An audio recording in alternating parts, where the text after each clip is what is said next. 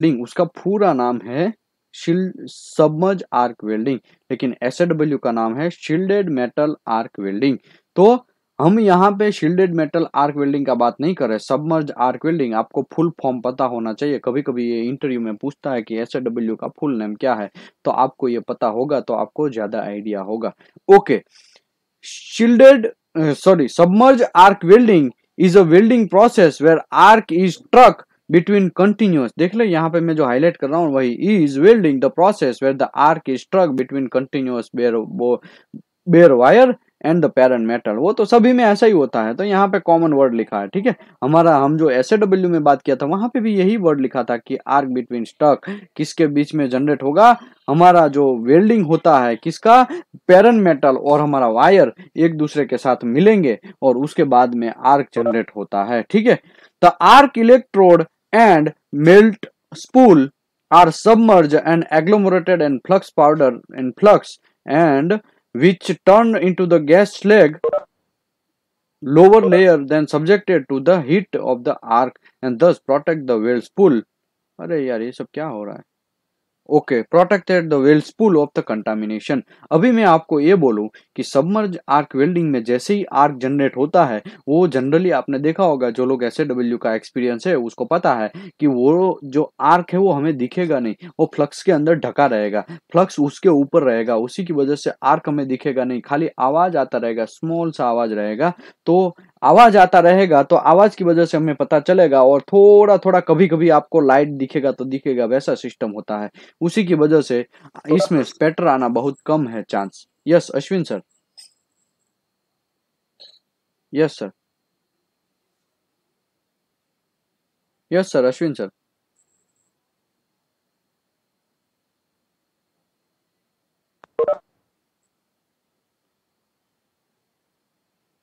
Akash sir please थोड़ा mute कर दीजिए। ओके हो गया, आपका म्यूट हो गया। Okay okay okay.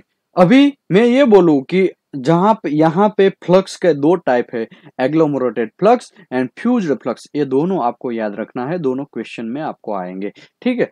तो एग्लोमरेटेड फ्लक्स में क्या है, फ्यूज्ड फ्लक्स में क्या कांड होता है, फ्यूज फ्लक्स क्यों ज्यादा जनरल हम यूज नहीं करते हैं, हमारे लिए कौन सा बेस्ट है, एग्लोमरेटेड फ्लक्स बेस्ट है, तो उसके बारे में हम बात करेंगे। लेकिन यहाँ पे जो लाइन में हाईलाइट कर रहा हूँ उसका मीनिंग ये है कि आर्क जैसे ही जनरेट होगा, वो मेल्ट स्पूल जो है वो किसके ऊपर दबा रहेगा, वो जो हमारा एग्लोमरेटेड फ्लक्स यूज किया है तो उसमें, या फिर हमारा फ्यूज्ड फ्लक्स है उसके अंदर वो आर्क जनरेट होगा, और वो फ्लक्स में दबा होने की वजह से यहाँ पे हमारा वेल्डिंग का स्पैटर आने का बहुत कम चांस है, बहुत कम नहीं, वैसे स्पैटर इसमें आते ही नहीं है, ठीक है। अगर प्रॉपर तरीके से वेल्डिंग मारा जाए, प्रॉपर फ्लक्स अगर ऐड कर दिया जाए तो इसमें स्पैटर आता ही नहीं है, तो इसकी वजह से हमें यह फायदा है।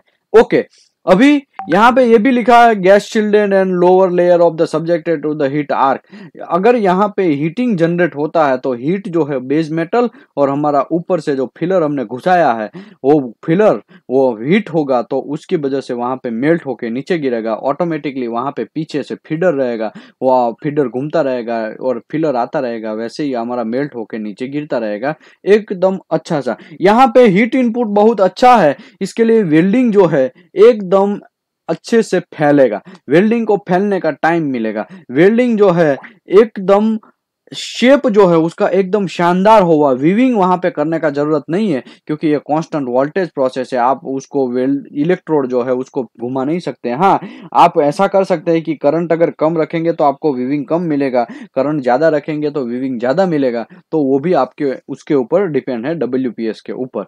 ओके, अभी मैं ये बात करूं कि the wire electrode is feed continuously by feeder and motor driven roller which are usually voltage control ensure the arc constant length. Okay, तो यहाँ पे पीछे जो है, यहाँ पे मैं जो आपको बताऊं, यहाँ पे वायर फीडर रहेगा, ये जो S M A W, not S M A W but G M A W, F C A W, ये सब चीज, एफ सी ए डब्ल्यू, वैसे यहाँ पे बड़ा स्पूल है, वायर फिलर का स्पूल है, वैसे यहाँ पे भी एक स्पूल रहेगा वैसा, और आगे घूमता रहेगा, और फीडर से जैसे ही घूमता रहेगा वैसे ही फिलर जो आगे बढ़ता रहेगा, और वो आगे बढ़ते बढ़ते रोलर के अंदर से रोल होते होते हमारा वेल्डिंग होगा। और यहाँ पे कांस्टेंट लेंथ लिखा, आर्क ऑफ कांस्टेंट लेंथ, इसका मतलब क्या हुआ, कांस्टेंट लेंथ है, इसका मतलब आपका वर्क पीस जो है वो और आपका ऊपर से जो आर्क का फिलर जो है वो एक दूसरे के बीच में जो गैप बनता है एकदम एकदम कंटिन्यूस रहेगा। अगर 5 mm रखा है तो जितना वेल्डिंग आप फिनिश करते हैं तब तक 5 mm ही रहेगा। अगर आपको बढ़ाना है तो आपके पास रिमोट रहेगा, रिमोट से आप अप एंड डाउन कर सकते हैं। उससे फायदा आपको ये है, ये कांस्टेंट वोल्टेज प्रोसेस है। कांस्टेंट वोल्टेज प्रोसेस का मतलब ही ये होता है कि आर्क कांस्टेंट लेंथ, आपका जो लेंथ आर्क का जो कांस्टेंट लेंथ रहेगा वही एक constant not sorry constant length रहेगा। ठीक है, इसमें आपका अप एंड डाउन ऐसा नहीं होता रहेगा। लेकिन एसएडब्ल्यू में ऐसा नहीं है। एसएडब्ल्यू में वेल्डर अपने हाथ से वेल्डिंग मारता है तो साला ऊपर नीचे आगे पीछे, साला कोई आवाज अगल बगल से करेगा, कोई जोर से इंडस्ट्री में आवाज आएगा तो वेल्डर थोड़ा वाइब्रेट होगा। तो उसी की वजह से भी अगर हम यहाँ पे एसएमएडब्ल्यू की बात करें तो वहां पे आर्क लेंथ कांस्टेंट नहीं रहेगा। ठीक है, okay. Few the flux is feed, देखो यहाँ पे लिखा है flux is feed from the hopper. अरे यार क्या हो रहा है, okay. The flux is feed from the hopper fixed to the welding head. Welding head में ऊपर एक होपर रहेगा। ठीक है, यहाँ पे होपर भले ही नहीं दिखाया है, यहाँ पे खाली नोजल दिखाया है, लेकिन यहाँ पे बड़ा सा होपर रहेगा जो इसमें हम फ्लक्स पहले से ही डाला रहेगा और धीरे धीरे उसको कैसा रखना है वो नोजल के ऊपर डिपेंड है। नोजल अगर पतला करेंगे तो कम आएगा, नोजल बड़ा करेंगे तो ज्यादा फ्लक्स नीचे गिरेगा। तो उसके ऊपर आपका रिमोट के ऊपर डिपेंड है आपको कितना रखना है फ्लक्स, आपको ज्यादा फ्लक्स रखना है या कम फ्लक्स रखना है, वो उसके ऊपर डिपेंड है। ठीक है, तो आपका अलग से एक होपर रहेगा जिसमें से फ्लक्स आता रहेगा। ऐसे में डब्ल्यू में ऐसा है कि फ्लक्स ऊपर जो है इलेक्ट्रोड है उसके ऊपर रहेगा, लेकिन ऐसे डब्ल्यू में ऐसा नहीं है, उसमें अलग से आपको होपर से देना पड़ेगा। ठीक है, okay. And the tube from the hopper and spread of the flux continuously and elongated mound in front of the arc log in line and intended weld and sufficient depth of the submerged arc completely so that no spatter। यहाँ पे मैं आपको पहले भी बोला कि proper तरीके से ढका रहेगा फ्लक्स के ऊपर, फ्लक्स उसके ऊपर ढका रहेगा जहां पे आर्क जनरेट हो रहा है वहां पे, और उसी की वजह से आपको स्पेटर यहाँ पे नहीं आएगा। ये फंडा याद रखिए, स्पेटर नहीं आएगा। Okay, the weld is shielded from the atmospheric and no ultraviolet and infrared radiation effect so below. मतलब यहाँ पे जो वेल्डिंग है वो शील्डिंग रहेगा, पूरा फ्लक्स से ऊपर ढका रहेगा, उसी की वजह से आपको अल्ट्रावायोलेट या फिर इंफ्रारेड रेडिएशन जो कांड हो रहा है वैसे कांड यहाँ पे नहीं होंगे। ठीक है, ओके। मैं आपको एक चीज जीएमएडब्ल्यू में कल के सेशन में बोलना भूल गया, उसमें भी ये रेडिएशन का थोड़ा बहुत मसला है और ओजोन वहां पे प्रोड्यूस होता है, और ओजोन प्रोड्यूस होने की वजह से आपका जो बॉडी का लंग कैंसर होने का चांस है। वेल्डर को जीएमएडब्ल्यू मिग मैग वेल्डिंग में ओजोन का थोड़ा बहुत कांड होता है, ओजोन वहां पे प्रोड्यूस होता है, और ओजोन प्रोड्यूस होने से वेल्डर को लंग कैंसर का भी मे बी चांस है। ठीक है, इसके लिए आपको जीएमएडब्ल्यू में एकदम टेक केयर करके वेल्डिंग मारना चाहिए। लेकिन एसएडब्ल्यू में आपको कोई भी अल्ट्रावायोलेट या फिर इंफ्रारेड रेडिएशन यहाँ पे जनरेट नहीं होगा, आपको कोई टेंशन लेने का जरूरत नहीं है। Unmelted flux is reclaimed to for use.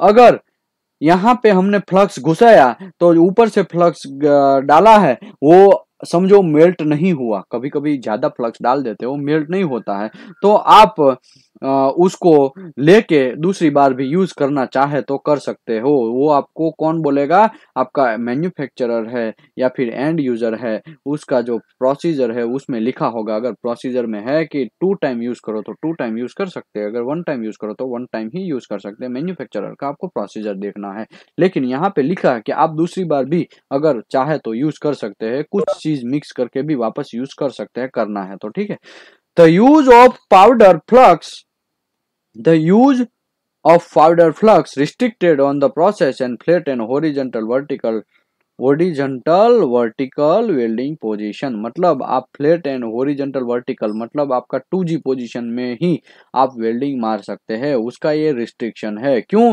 क्योंकि अगर ओवरहेड में आप वेल्डिंग मारेंगे वहां पे फ्लक्स टिकेगा ही नहीं, उसका कुल्ला वहां पे टिका के नहीं रखेगा, वो नीचे जमीन पे गिर जाएगा गुरुत्वाकर्षण की वजह से।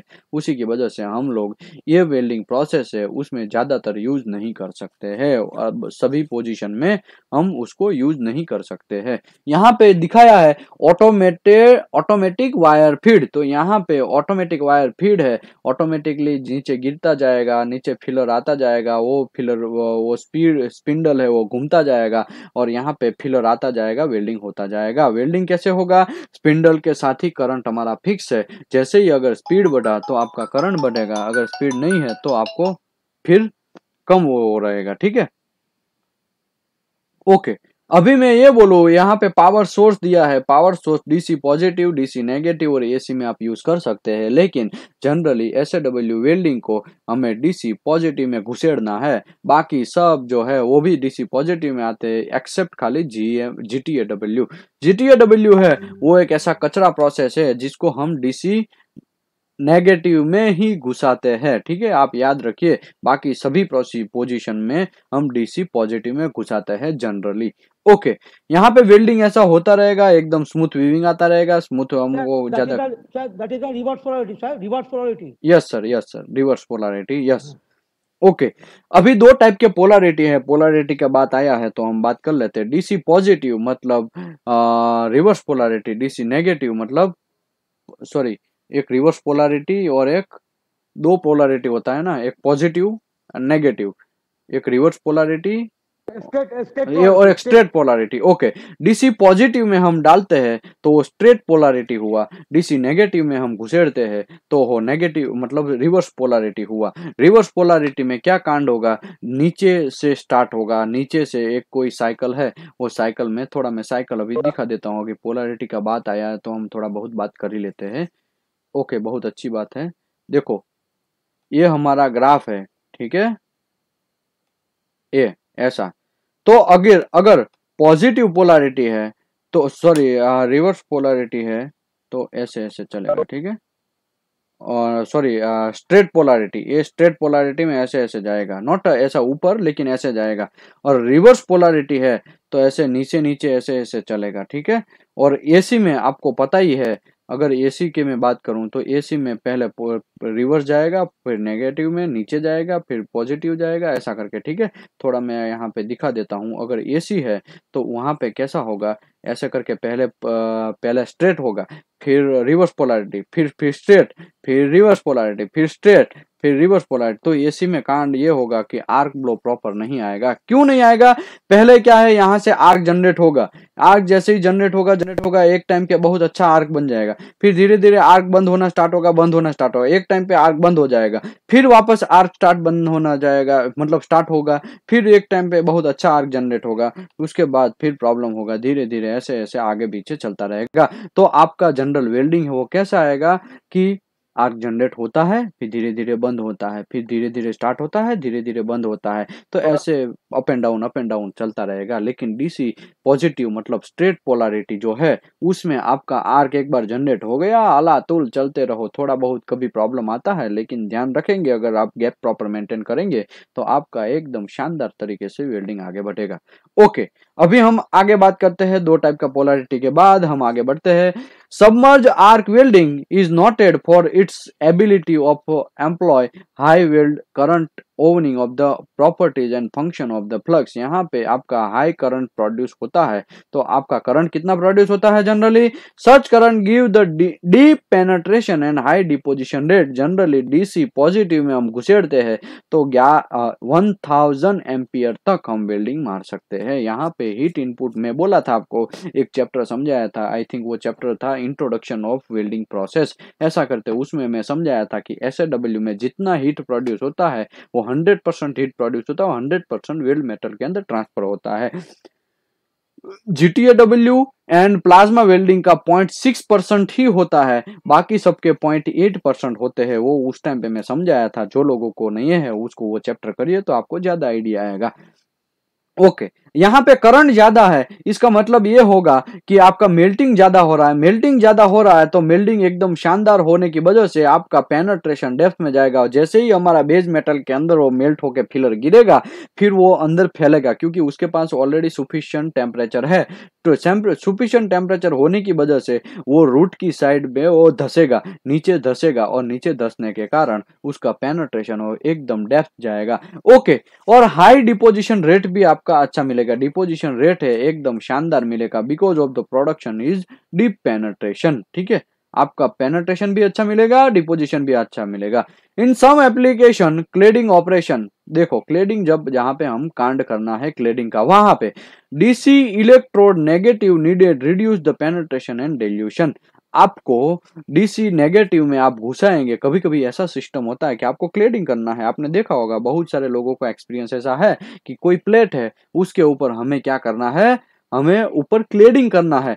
3 mm का, 4 mm का एक कार्बन स्टील का प्लेट है, उसके ऊपर स्टेनलेस स्टील का हमको क्लेडिंग करना है, या स्टेनलेस स्टील का प्लेट है उसके ऊपर जिरकोनियम का हमको क्लेडिंग करना है, या फिर स्टेनलेस स्टील का प्लेट है उसके ऊपर हमें कॉपर का क्लेडिंग करना है। तो उसी की वजह से उस टाइम पे हम जनरली डीसी नेगेटिव में घुसाते हैं एसएडब्ल्यू वेल्डिंग को। ओके, द हायर करंट और in case of multiple electrode system, देखो आपको बहुत सारे इंटरव्यू में ये क्वेश्चन पूछा जाएगा, और ये क्वेश्चन आपको एग्जाम में भी पूछा जाएगा, आप रट्टा मार लो इसको।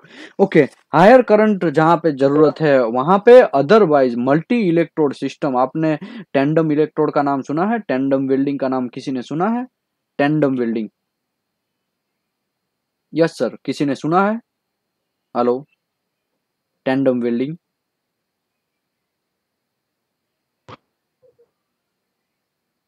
हेलो, हेलो सर, कोई तो जवाब दो यार। हेलो, किसी ने सर टेंडम, नहीं। टेंडम वेल्डिंग में क्या होता है? टेंडम वेल्डिंग मतलब ऐसा वेल्डिंग, मेरा एक इंटरव्यू हुआ था रायगढ़ में, बहुत अच्छा कंपनी है, उसमें मुझे सबसे ज्यादा यही क्वेश्चन पूछा गया टेंडम वेल्डिंग के ऊपर। रेल जो है उसका बीईचीएल ऐसा करके कोई कंपनी था, भेल ऐसा करके कोई कंपनी था, हाँ भेल ही था आई थिंक। बहुत टाइम पहले की बात है, आज से बहुत साल पहले की बात है।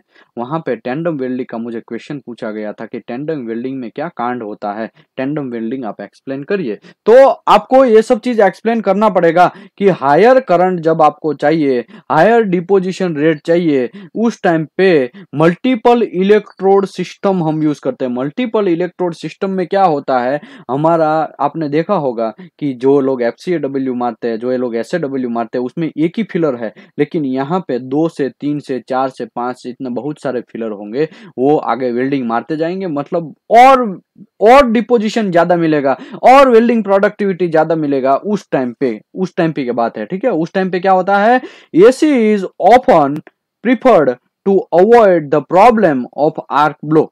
तो एसी में जनरली आर्क ब्लो का जो हो प्रॉब्लम हो रहा है वो हम सॉल्व कर सकते हैं when used in multiple electrode system. Multiple electrode system में क्या होगा, DC electrode positively is used lead arc, और AC use in tail arc. मतलब क्या हुआ, हमारा 2 फिलर का सिस्टम है, 2 फिलर लगाया हुआ है, 2 फिलर आगे चलेगा, उसमें आगे वाले को डीसी पॉजिटिव में घुसाना है, उसमें आर्क जनरेट होगा एकदम अच्छा, क्योंकि मैं पहले भी बोला वो स्ट्रेट पोलैरिटी है, डीसी पॉजिटिव स्ट्रेट पोलैरिटी, उसमें आर्क ब्लो का कोई प्रॉब्लम नहीं होता है। मतलब आर्क बंद हो जाएगा फिर स्टार्ट होगा, बंद हो जाएगा फिर स्टार्ट होगा, ऐसा कुछ कांड नहीं होता है। उसी की वजह से एसी में क्या होता है, पहले रिवर्स में जाएगा, फिर स्ट्रेट में, फिर रिवर्स स्ट्रेट में, ऐसा करके तो उसमें बंद होगा स्टार्ट होगा, बंद होगा स्टार्ट। भले ही वो सेकंड का बहुत अलग टाइप है, एक सेकंड में ये बहुत बार हो जाओ 60 या 180 या 120 तक ऐसा होता है, ठीक है। हमको दिखेगा भी नहीं कि आर्क बंद कब हुआ स्टार्ट कब हुआ, लेकिन ऐसा आता है, ठीक है। आप अगर इसको अगर स्लो कैमरे से अच्छा सा रिजोल्यूशन वाला कैमरे से आप देखेंगे तो आपको ये सब चीज समझ में आएगा। ये मटेरियल साइंस मेटलर्जी का मेथड है, तो आपको ये थोड़ा एज्यूम भी करना पड़ेगा अगर समझ में नहीं आता है तो। ओके, डीसी पॉजिटिव का एक फिलर है, उसको हम, वो एक नोजल है, उसको हम आगे घुसाते हैं, इसके पीछे एसी को घुसाते हैं, ताकि डीसी पॉजिटिव में कंटिन्यूस आर्क जनरेट होता रहेगा और एसी में आर्क बंद होगा स्टार्ट होगा, बंद होगा स्टार्ट होगा, ऐसा प्रॉब्लम है। लेकिन जो डीसी है वो ऑलरेडी उसमें आर्क जनरेट ही होता रहेगा, तो एसी में उसको सपोर्ट करेगा कि जैसे ही बंद होगा तो एसी का थोड़ा बहुत सपोर्ट, डीसी का थोड़ा बहुत सपोर्ट ले लेगा, एसी जो है वो डीसी का सपोर्ट ले लेगा, मतलब आगे पीछे चलता रहेगा वेल्डिंग और आपका डिपोजिशन अच्छा आएगा। अगर डीसी का जो फिलर है उसका 4 डाया का फिलर है तो पीछे हम एसी का भी 3 डाया या 4 डाया या फिर हम 2 डाया का इलेक्ट्रोड या filler sorry not electrode, it's filler हम यूज करके आगे बढ़ सकते हैं, ताकि हमको ह्यूज प्रोडक्शन मिलेगा। पहले क्या था, हम एक ही इलेक्ट्रोड घुसाते थे, एक ही फिलर घुसाते थे, यहाँ पे आपको दिख रहा है एक ही नोजल है। लेकिन अगर टेंडम वेल्डिंग है तो उसमें 2 से 3 से 4 से 5 बहुत सारे, आपको जितना भी टेंडम जितना भी चाहिए इतना नोजल उसमें रखिए, उसका सेम वेल्डिंग पोजीशन में एक डायरेक्शन में रखिए, वेल्डिंग चलता रहेगा। समझ में आ रहा है कि नहीं आ रहा? टेंडम का ये क्वेश्चन जो मैं हाईलाइट कर रहा हूं वो आपको एग्जाम में भी पूछा जाएगा, तो आपको ये सब चीज याद रखना है। हाईलाइट किया है, आप रट्टा मार लो, नहीं भी पता होता है तब भी रट्टा मार लो कैसे भी, लेकिन ये क्वेश्चन आएगा। ओके, ये टेंडम में किसी को डेप्थ में जाना है और तो बोलिए, तो हम और टेंडम में डेप्थ जाते हैं, क्योंकि जनरली आपका 10 साल के अबव एक्सपीरियंस है, आप वेल्डिंग इंस्पेक्शन में कोई भी कंपनी में अप्लाई करते हैं तो आपको मोस्टली 70% चांस है आपको टेंडम वेल्डिंग का क्वेश्चन पूछा जाने का। तो आपको ये सब चीज करना ही है, भले ही आप एग्जाम में पास हो या ना हो एक अलग मैटर, लेकिन इंटरव्यू में भी ये क्वेश्चन पूछा जाता है। सर किसी को, यस सर। हाँ सर, और थोड़ा डिटेल में कुछ ओके इन्फॉर्मेशन रहेगा तो बताइए। ओके, टेंडम वेल्डिंग में ये होता है, जनरली क्या होता है कि हमारा वेल्डिंग जो है हमें ज्यादा चाहिए, जैसे कि पैनल वेल्डिंग है हमारा, जैसे कि स्ट्रिप वेल्डिंग है, वहां पे हमें वेल्डिंग भी ज्यादा चाहिए, हमारा मैकेनिकल प्रॉपर्टी अच्छा सा मिलना चाहिए, तो उसके लिए आपको टेंडम वेल्डिंग प्रोसेस अप्रूव्ड करवाना पड़ेगा, टेंडम वेल्डिंग प्रोसेस का पीक्यूआर बनाना पड़ेगा। अगर वो पीक्यूआर आपका अप्रूव है तो आप डब्ल्यूपीएस में उसको कन्वर्ट करिए, डब्ल्यूपीएस में कन्वर्ट करने के बाद फिर आप उसमें आगे बढ़ सकते हैं। ओके, टेंडम वेल्डिंग में हम लोग टेंडम यूज क्यों करते हैं? हम लोग टेंडम इसके लिए यूज करते हैं ताकि हमारा जो प्रोडक्शन है, डिपोजिशन है, देखो वेल्डिंग का क्वालिटी तो एकदम शानदार है ही, वेल्डिंग का क्वालिटी में हमें कोई क्वेश्चन नहीं है उसके बारे में, जैसे जीटीडब्ल्यू का है उससे थोड़ा कम, लेकिन वैसा ही यहाँ पे एसएडब्ल्यू का वेल्डिंग एकदम स्मूथ है, इसमें स्पैटर नहीं आएगा, आपको कोई मसला नहीं है, कोई कांड नहीं हो सकता है, अच्छा सा वेल्डिंग आएगा। लेकिन अगर आपको और डिपोजिशन चाहिए, डिपोजिशन का तो कोई लिमिट नहीं है ना भाई, प्रोडक्शन में तो कोई लिमिट नहीं है ना, एक प्रेशर वेसल का प्लेट आ जाता है तो मे भी 5 से 10 दिन में आप प्रेशर वेसल प्रिपेयर भी कर देते हैं। कभी कभी मैनेजर आपके ऊपर पूरा 24 घंटे काम करो ऐसा बोलेगा तो एक दिन में भी आप तैयार कर सकते हैं। मेरा कहने का मतलब यह है, प्रोडक्शन ज्यादा चाहिए तो किस में, एसएडब्ल्यू में पॉसिबल है, सॉरी एसएमएडब्ल्यू में पॉसिबल है प्रोडक्शन, नहीं पॉसिबल है। जीटीएडब्ल्यू में तो कुछ भी पॉसिबल नहीं है, जीएमएडब्ल्यू में पॉसिबल है, लेकिन उसमें साला हमारा प्रॉपर्टी प्रॉपर तरीके से नहीं डिवाइड होगा, प्रॉपर्टी हमको प्रॉपर तरीके से नहीं मिलेगा पीक्यूआर में। तो हमारे पास कौन सा बचा, एफसीएडब्ल्यू बचा, तो एफसीएडब्ल्यू में स्पेटर आता है, साला पिन होल आता है, पोरोसिटी बहु कांड हो जाता है, उसी की वजह से वो भी यूज नहीं करते। तो अच्छा वेल्डिंग प्रोसेस कौन बचा, तो एसएडब्ल्यू। तो एसएडब्ल्यू में आप टेंडम वेल्डिंग यूज करके आप प्रोडक्शन आपका ज्यादा ले सकते हैं। प्रोडक्शन आप क्या ज्यादा, कैसे ज्यादा लेंगे, समझो आपको 1 घंटे में 10 किलो केजी आपका फिलर जो है वो मेल्ट होना चाहिए, लेकिन अगर आप खाली एक ही यहाँ पे नोजल रखेंगे और एक ही नोजल में से फिलर आता रहेगा, यहाँ पे फिलर जो है वो यहाँ पे एक ही जगह से आएगा, तो आप कितना भी स्पीड बढ़ा लो, कितना भी करंट कर लो, कुछ घंटा भी इतना आपको प्रोडक्शन नहीं मिलेगा। तो आपको क्या करना पड़ेगा, दूसरा तीसरा ऐसा नोजल ऐसे साइड में एंगल पे या फिर कुछ भी आपको बगल में या उसके जस्ट पीछे ऐसा करके एक और नोजल फिट कर दो, 2 से 3 और नोजल फिट कर दो, और वो भी डिपोजिशन करेगा, उसमें से भी फिलर रहेगा, उसमें भी फीडर रहेगा, उसका भी स्पूल अलग से रहेगा। तो आप क्या करेंगे, जैसे ही वेल्डिंग चालू करेंगे एक का हीट का जो इफेक्ट है वो उसके पीछे का वाले को इफेक्ट पड़ेगा। भले ही एसी में थोड़ा कम हीट प्रोड्यूस होता है लेकिन अगर डीसी पॉजिटिव है वो ज्यादा हीट प्रोड्यूस कर देता है, तो उसके ही पीछे जस्ट एसी का आपका फिलर है, तो वो एसी का फिलर को भी ज्यादा हीट करने का जरूरत नहीं पड़ेगा और आर्क ब्लो का भी जरूरत नहीं पड़ेगा। अगर आर्क एसी में आर्क ब्लो का कांड हो रहा है, अगर समझो बंद भी हो गया, फिर भी यहाँ पे डीसी पॉजिटिव का इतना टेम्परेचर है कि एसी का फिलर को पिघला सके, तो उसी की वजह से 2 से से 3 से 4 से जनरली आप जितना भी आप फिलर रखना चाहते हैं एज पर PQR एज पर WPS आप रख के आगे आप डिपोजिशन ले सकते हैं। ओके, मैं आपको ऐसा बोलूं कि 100 mm का थिकनेस है और 100 mm का ग्रूव बनाया है, उसमें आपको 3 से 4 झटके में पूरा फिनिश करना है वेल्डिंग, तो आप एक सिंगल प्रोसेस जो है DC पॉजिटिव में घुसा के एक ही से खत्म नहीं कर सकते। इसके लिए आपको टेंडम वेल्डिंग यूज करना पड़ेगा। टेंडम वेल्डिंग में 3 से 4 आप फिलर दे दो और धड़ाधड़ वेल्डिंग मारो, साला एक ही घंटे में पूरा क्लास खत्म। समझ रहे हैं ना? ऐसा तो इसी की वजह से tandem welding generally rail line में ज्यादा यूज होता है, तो आपको टेंडम वेल्डिंग समझना चाहिए। टेंडम वेल्डिंग में आपका वेल्डिंग जो है वो पेनेट्रेशन DC पॉजिटिव थोड़ा पेनेट्रेशन लाएगा, लेकिन ऊपर से पीछे की साइड AC उसमें क्या होता है देखो, पॉजिटिव में हम घुसाएंगे DC पॉजिटिव में तो पेनेट्रेशन ज्यादा लाएगा, लेकिन उसका आगे का ऊपर का व्यू जो है वो कम रहेगा, लेकिन उसके पीछे जस्ट AC है तो AC क्या करेगा, यहाँ पे उसका वीविंग जो है वो ज्यादा बढ़ाएगा और फिलर को ऐड करेगा और डिपोजिशन करेगा, उसी की वजह से आपको ज्यादा डिपोजिशन मिलेगा। ओके, आई थिंक अभी ये आपको समझ में आ गया और मैं आगे बढ़ूं sir?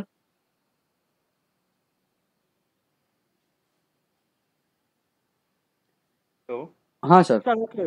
Yes sir. Hello. Yes sir. Yes sir. हाँ सर, ये एक और चीज जानना था कि हाँ सर। पहले एक पहला रोड आपका DC का जलेगा हाँ, और उसके बाद पीछे AC का जलेगा, ऐसा बोल रहे हो आप?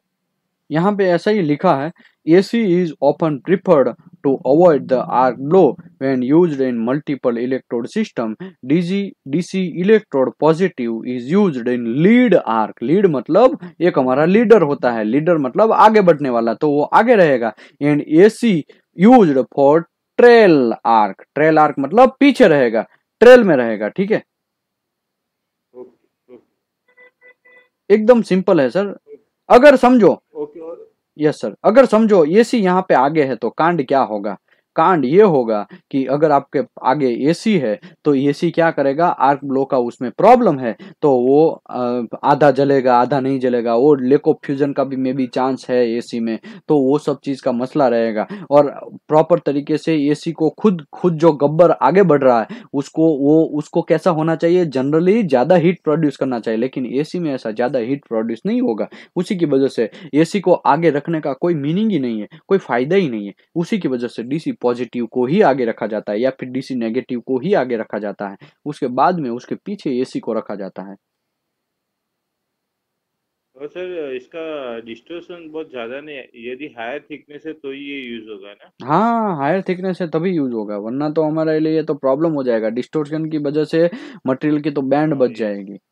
ठीक है, बहुत अच्छा पॉइंट आपने बोला। यस। यहाँ पे हीट इनपुट जो है वो बहुत ज्यादा जनरेट होता है। ठीक है, DC पॉजिटिव खुद का तो हीट इनपुट जनरेट करता ही है, ऊपर से पीछे की साइड से AC आ रहा है तो वो भी जनरेट करेगा बहुत सारा हीट इनपुट, उसकी वजह से मटेरियल की तो बैंड बच जाएगी। ठीक है, लेकिन अगर मटेरियल का थिकनेस ज्यादा है, मटेरियल का प्रॉपर हम कवर कर सकते हैं, प्रॉपर उसको पकड़ के रख सकते हैं, मतलब प्रॉपर हम डिस्टोर्शन को कंट्रोल कर सकते हैं, तो एकदम अच्छा है tandem welding. Tandem welding is the best welding for deposition. Yes. Okay, अभी हम आगे बढ़ते हैं टेंडम वेल्डिंग। विशाल सर, यस सर। सर इसका कुछ ड्राइंग है आपके पास तो इजीली आइडेंटिफाई कर सकते हैं कि हाँ ये फिलर इधर उधर यूज हो रहे हैं बोल के? एक मिनट में थोड़ा आपको मैं आपको दिखा देता हूँ, चलो। तो दिखाएगा तो आपको देखो, टैंडम वेल्डिंग आपको याद रखना ही है, कुछ भी हो जाए आप कुछ भी कॉम्प्रोमाइज नहीं कर सकते। आप ऐसा सोचेंगे कि अभी वो करवा रहा है बाद में हम उसका रिकॉर्डिंग ले लेंगे तो घंटा भी फर्क नहीं पड़ने वाला। जब जो टाइम पे करो उस टाइम पे कर लो मेरे भाई, कोई सिखाने वाला नहीं है ऐसा, क्योंकि टैंडम वेल्डिंग आपको हाथ पकड़ के कोई नहीं सिखाएगा। तो मेरा कहने का मतलब ये है कि आप कर लो, अभी टाइम है, थोड़ा बहुत रुकिए, मैं आपको टैंडम वेल्डिंग दिखा देता हूँ। ये मेरा नेटवर्क थोड़ा स्लो है लेकिन मैं आपको दिखा देता हूँ। ठीक है, टैंडम वेल्डिंग सीखना बहुत जरूरी है।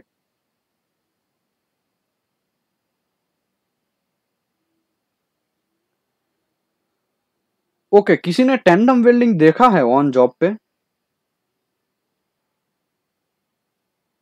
सर, किसी ने देखा है? No, sir, I have not seen. SAW tandem welding, ठीक है। ये साला नेट तो बहुत पुअर है, लेकिन फिर भी चलेगा, देखते हैं। मैं इमेज निकालता हूँ तो आपको समझ में ज़्यादा आएगा।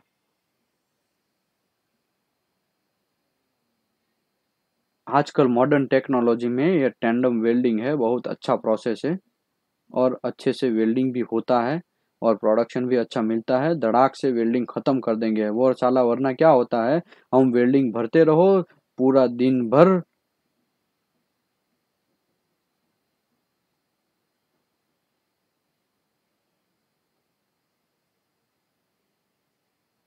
थिकनेस के ऊपर यूज करते हैं टैंडम वेल्डिंग। हाँ, ज़्यादा थिकनेस है ना, वहाँ पे हम ज़्यादातर यूज़ करते हैं, देख रहे हैं। मीन्स कौन सा फिगर निकालो, टैंडम वेल्डिंग, टैंडम वेल्डिंग। अभी एक अच्छा सा किसी ने दिखाया था, 10 DAM आएगा ना, tandem welding. Okay okay, yes, आपको ये फिगर से समझ में थोड़ा ज़्यादा आएगा। देख रहे हैं आप यहाँ पे ये फिगर, ये देख रहे हैं, दो फिलर है, एक आगे वाला है एक पीछे वाला है। आगे वाला ज़्यादा हीट जनरेट करेगा और पीछे वाले को फायदा होगा। देख रहे हैं आप, दोनों फिलर से दोनों फिलर डिपॉजिट होगा। तो पहले देखिए यहाँ पे थिकनेस का भी आपका फर्क है, देख रहे हैं आप, यहाँ पे थोड़ा कम थिकनेस में डिपोजिशन हुआ है, यहाँ पे थोड़ा ज्यादा डिपोजिशन हुआ। देख रहे हैं सर, कोई आंसर दे दो सर। Yes sir. बराबर है सर। देखिए ये भी टैंडम वेल्डिंग है, ठीक है। अब देखते हैं, यहाँ पे भी नीचे लिखा है देखो, improving productivity with submerge arc welding, यहाँ पे भी ऐसा क्लियर लिखा है। टैंडम वेल्डिंग आजकल मार्केट में बहुत चल रहा है, बहुत। ऐसा वेल्डिंग होगा, मैं आपको एक जस्ट ऐसा, ठीक है, आगे भी लकड़ी पीछे भी लकड़ी, ऐसा ठीक है। तो ये टैंडम सर वेल्डिंग इसमें है। फ्लक्स होता है ना? यस, फ्लक्स आपको बाहर से डालना पड़ेगा, ये सब फ्लक्स अगर नहीं डालेंगे। मेरे पास अभी, मैं थर्मेक्स लिमिटेड में था तो उस टाइम पे मैं वीडियो अगर आप होते तो मैं बनाता। यहाँ पे देख रहे 3 टैंडम वेल्डिंग है, एक दो टैंडम वेल्डिंग चल रहा है यहाँ पे। और ये जो है, ये जो लाइन, उसमें से फ्लक्स घुसेड़ रहा है। तो फ्लक्स दोनों का फ्लक्स एक ही नोजल से आप फ्लक्स अरेंज कर सकते हैं। इसके लिए आपको 2 फ्लक्स जरूरत नहीं है, ठीक है। आप एक ही नोजल में अगर फ्लक्स का क्वांटिटी बढ़ा दो तो आपका ज्यादा अच्छा चलेगा। तो ऐसा ही टैंडम वेल्डिंग होता है। टैंडम वेल्डिंग के वजह मैं एक आई थिंक स्लाइड किया था, बहुत टाइम पहले की बात है, अभी तो नहीं, लेकिन बहुत टाइम पहले मैं किया था। उस टाइम पे मैं ये सब चीज़ समझाया था, करीबन 1 ईयर पहले की बात है। लेकिन फिर भी मैं टैंडम वेल्डिंग अच्छा सा और आपको समझ में आए ना वैसा दिखा देता हूँ। अभी आपको थोड़ा बहुत तो आइडिया आ गया ना टैंडम वेल्डिंग का? Yes sir. Yes yes. तो ठीक है, हम सर रेगुलर सेशन स्टार्ट करते हैं। Yes sir, yes sir. Sir maximum कितने नोजल यूज कर सकते हैं वो आपका एट वन टाइम? PQR के ऊपर, आपका PQR में जितना भी आप नोजल यूज करना चाहते हो उतना करिए, लेकिन उसका प्रॉपर्टी जो मैकेनिकल प्रॉपर्टी है वो पास हो जाना चाहिए। अगर आपका मैकेनिकल प्रॉपर्टी पास नहीं है तो कोई फायदा नहीं है, ठीक है। यहाँ पे देखिए बहुत सारे नोजल यूज किया है, देख रहे हैं आप, बहुत सारी है। तो ये आपको कर सकते हैं, आप अपने हिसाब से, आपके रिक्वायरमेंट के हिसाब से आप कर सकते हैं। जनरली मैंने आज तक 4 नोजल यूज करके किया है, 4 से ज्यादा मुझे एक्सपीरियंस नहीं है, तो मैं आपको 4 से ज्यादा का मैं बात नहीं कर रहा हूँ, लेकिन मैंने 4 नोजल यूज किया है, ठीक है। तो 4 नोजल से मैंने वेल्डिंग मारा है। चारों का मैं डाया भी बोल देता हूँ, एक का डाया 3.2 ऐसा कुछ था और बाकी का सबका 2-2 ऐसा करके था। देख रहे हैं यहाँ पे जो लोग LNT में है, LNT में जो लोग है वो भी ज्यादातर काम रहता है, तो वो अगर टाइम है तो उसका आप विजिट करिए, आपको अच्छे से समझ में आएगा। यहाँ पे टैंडम वेल्डिंग दिखाया। ओके, मैं आशा करता हूँ आप लोगों को समझ में आया। अभी हम रेगुलर सेशन स्टार्ट करते हैं। Yes sir. Sir tandem weld में 2 नोजल के बीच में मैक्सिमम जितना गैप होना चाहिए, ऐसा कुछ है क्या? क्या हुआ सर? 2 नोजल मैक्सिमम 2 नोजल के बीच में कितना गैप होना चाहिए मैक्सिमम? हाँ, ऐसा कुछ वो है आपका इसमें प्रोसीजर में है। टेंडम वेल्डिंग में? हाँ, यस यस, उसका रहता है। उसका गैप कितना रखना है कितना नहीं रखना है वो आपको एसेंशियल एंड सप्लीमेंट्री वेरिएबल में जाके देखना है। हमारा सेक्शन 9 उसका आर्टिकल जो 2 है उसमें आपको जाके देखना है कि ताकि क्या है, ठीक है। उसमें आप कितना रखते हैं कितना ओके नहीं रखते हैं, वो वहां पे ये सब चीज जब आप PQR क्वालिफाई करेंगे ना तब आपको समझ में आएगा। ये जिग्नेश पटेल ने लिखा है 20 mm से 100 mm के बीच में गैप रखना चाहिए, तो वो भी ठीक है, वो आपका PQR में। देखो अगर आप ज्यादा नजदीक रखेंगे, मैं आपको एक सिंपल बोलता हूँ कि चलो आपने दो नोजल को एक साथ में कुल्ला दोनों का टिका दिया, एक दोनों को टका दिया, ठीक है, एक दोनों को साथ में रख दिया, तो क्या कांड होगा? कांड ये होगा आपका हीट जो है वो एकदम बहुत हाई हीट जनरेट होगा। High heat input low toughness, low heat input high hardness, आपका मटेरियल के हार्डनेस के ऊपर इफेक्ट आ सकता है। इसी की वजह से जनरली उसमें गैप रखते हैं लोग। क्यों? क्योंकि थोड़ा एक हीटिंग ज्यादा जनरेट कर रहा है, उसके पीछे थोड़ा अगर 50 mm का या 80 mm का गैप रखेंगे तो फायदा आपको ये है कि थोड़ा ठंडा हो जाएगा, फिर वो पीछे थोड़ा और गर्म हो जाएगा, तो आपको ज्यादातर आपकी मैकेनिकल प्रॉपर्टी पे ज्यादा इफेक्ट नहीं करेगा। तो आपको ये सब चीज याद रखना है। ओके, मैं जो हाईलाइट किया है वो आपको रट्टा मारना है, ठीक है, समझ में नहीं आया तब भी आपको रट्टा मार देना है। ओके, आगे बढ़ते हैं। सर सभी का डाई एक रख सकते हैं? यस सर, क्या बोल रहे हैं सर आप? हेलो सभी का डाई एक जैसे रखेंगे हम या तो रख क्या सकते हैं, इफेक्ट होगा?